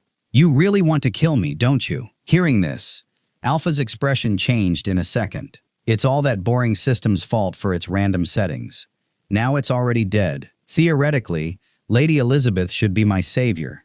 Elizabeth said, Since you're out, you can help Ling rule the world. This confused Alpha. Ling was a bit embarrassed. It should be saving the world. However, Alpha was confused. What are you trying to pull now? Looping said, Frankly, although I've been slacking for a long time, I've decided to take on the responsibility of the legendary hero, practice a bit, and then go and maintain world peace. This completely baffled Alpha, because Ling had only swung him 100 times, but had accumulated experience equivalent to fighting a Demon King-level opponent, which had awakened him. Ling smiled foolishly. I know I don't have any talent, but with you and Elizabeth, two powerful figures to guide me, I believe I can do it. Alpha suspected that this legendary hero didn't know his own talent, but just as he was about to ask, a spell sealed his mouth. Elizabeth said she had something to discuss with Alpha and told Lang to sit for a while. Then she materialized a hand, picked up Alpha, and took him behind a large tree to beat him up. As expected, the beaten-up Alpha was much more obedient. I understand. I will cooperate with you, no matter what, big brother, Ling, Elizabeth said. There's no time to lose. Under the condition that you can only use swordsmanship, let's start adventuring outside. The legendary hero encountered a ticket scalper for the first time, and a 10 gold coin ticket was being sold for 200 gold coins. But fortunately, he had the Demon Queen with him, with just a slight movement of her finger. The ticket scalping axe was immediately controlled. Here are the VIP room tickets. Please accept them. It's an honor to serve you too. Under Elizabeth's lead, the two of them entered the arena unimpeded.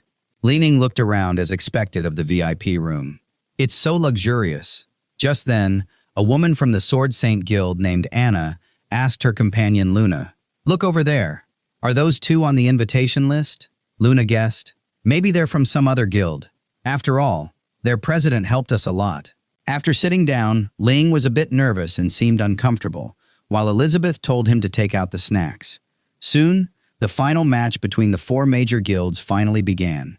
The first to appear was the host, Goblin Bulan, riding on the back of a small yellow chicken. Introducing the contestants from the Sword Saint Guild, the Genius Swordsman from the Great Bear Guild, the Fierce General from the Elf Guild, the Handsome Travis, and finally, the special guest from the Sword Saint Guild, the representative of the Card Guild, who will be the champion of this guild competition begin.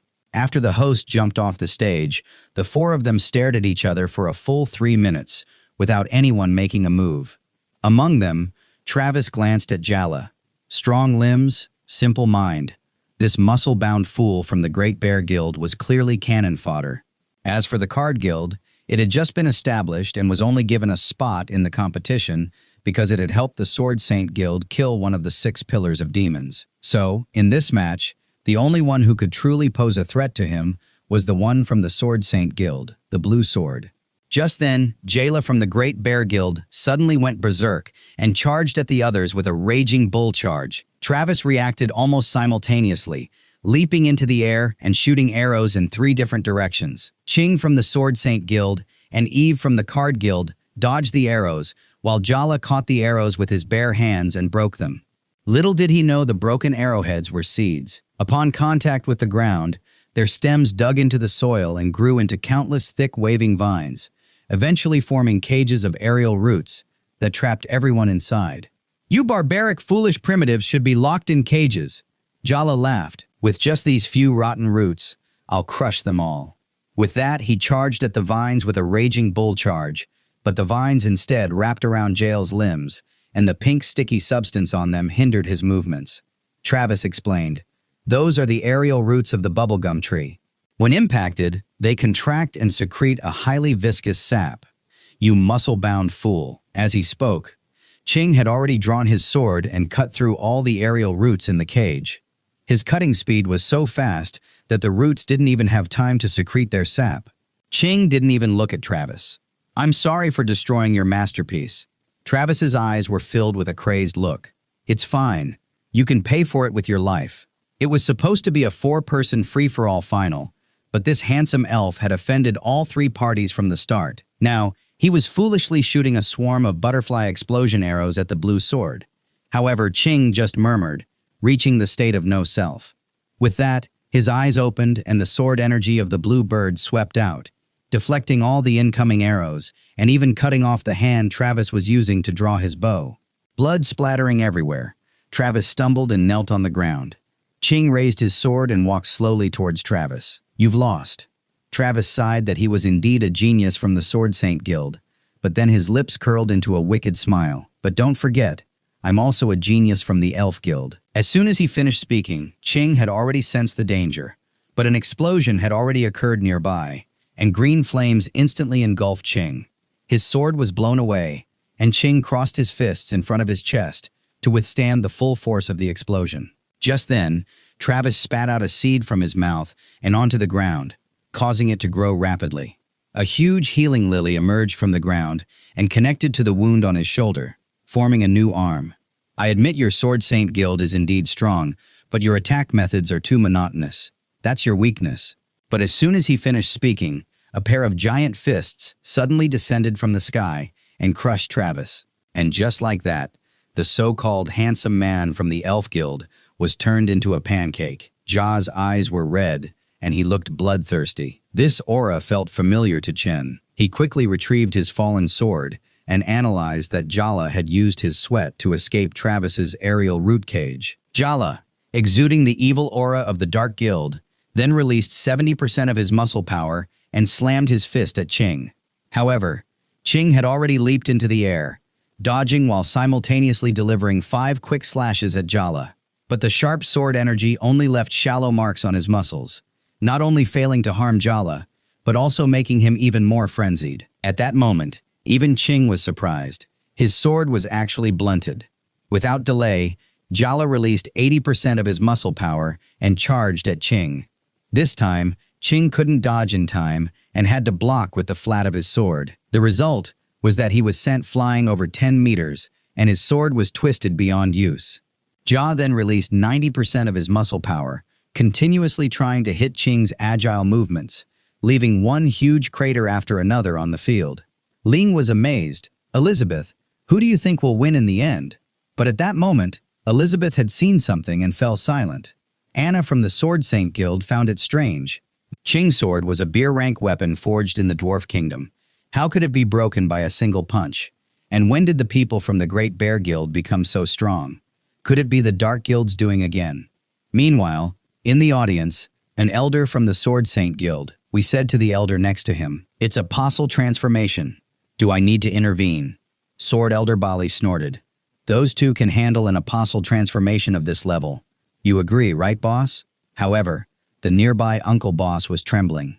Now, relying on the playing cards Leping had given him, he had become the leader of a guild. We thought that boss was trembling with anger just from hearing the name of the Dark Guild. Now when he met the hero again, he couldn't stop trembling, even imagining their conversation. "If it doesn't meet our expectations, then let's just kill them all." Uncle Boss broke out in a cold sweat, thinking, "Mr. Leping is here to check if I've used his cards and barley tea correctly." Fortunately, after mastering the basic abilities, I've been actively hunting down evil apostles and dedicating myself to maintaining peace on the continent of heroes. Can these insignificant achievements really be noticed by them? Meanwhile, in the arena, Jayla from the Great Bear Guild was like a giant tank, completely dominating the situation. Ching was on the defensive. "I have to use that move, but can I control it now? I can't doubt myself. Remember the Sword Saint's teachings. To enter the state of no self, I must cast aside all distracting thoughts. But just then, Jala suddenly went crazy, plunging his arms into the floor and waving the tiles around like huge tablecloths, crisscrossing, rolling them towards Ching, and then closing them in to form a sphere. Ja laughed. You must think our Great Bear Guild only specializes in physical enhancement. But in fact, our study of earth magic is no less than that of Yahello magician guilds. Do you understand now? But as soon as he finished speaking, a burst of sword energy broke out from within. By the time Jailer reacted, it was too late. His palm had been completely severed by Ching's dust slash. Then countless bursts of sword energy erupted from within, shattering all the mud bricks. At that moment, Ching used his fingers as a sword, and his sword energy reached a new level. Without doubt, one can reach the state of no self. Jailer with his severed palm had a ferocious expression. You bastard! I'm going to kill you. But before he could finish, his foot was instantly cut in half by Ching. Now he could only clutch his remaining half leg and roll on the ground. Ching didn't want to be ruthless and intended to give Jala a final chance to surrender. But Jala still had one last trick up his sleeve. It turned out he had used a gear to enhance his strength before the match, and he also had a forbidden drug. But if his body couldn't handle it, there would be a backlash, as he hesitated whether to use it. He saw Chen's finger pointing at him. While you're still conscious, give up the power of the Dark Guild and I can still spare your life. But Jala rolled the forbidden drug hidden in his teeth out with his tongue. I'm going to achieve complete Demon King transformation and kill you all. However, the moment he crushed the drug, Ching had already swung his sword and beheaded Jala. The head rolled all the way to the front of the Card Guild contestant. In fact, this contestant named D was Uncle Boss's daughter, Yilafu. Seeing her powerful opponent, she was scared. Can I really do this? Maybe I should just surrender.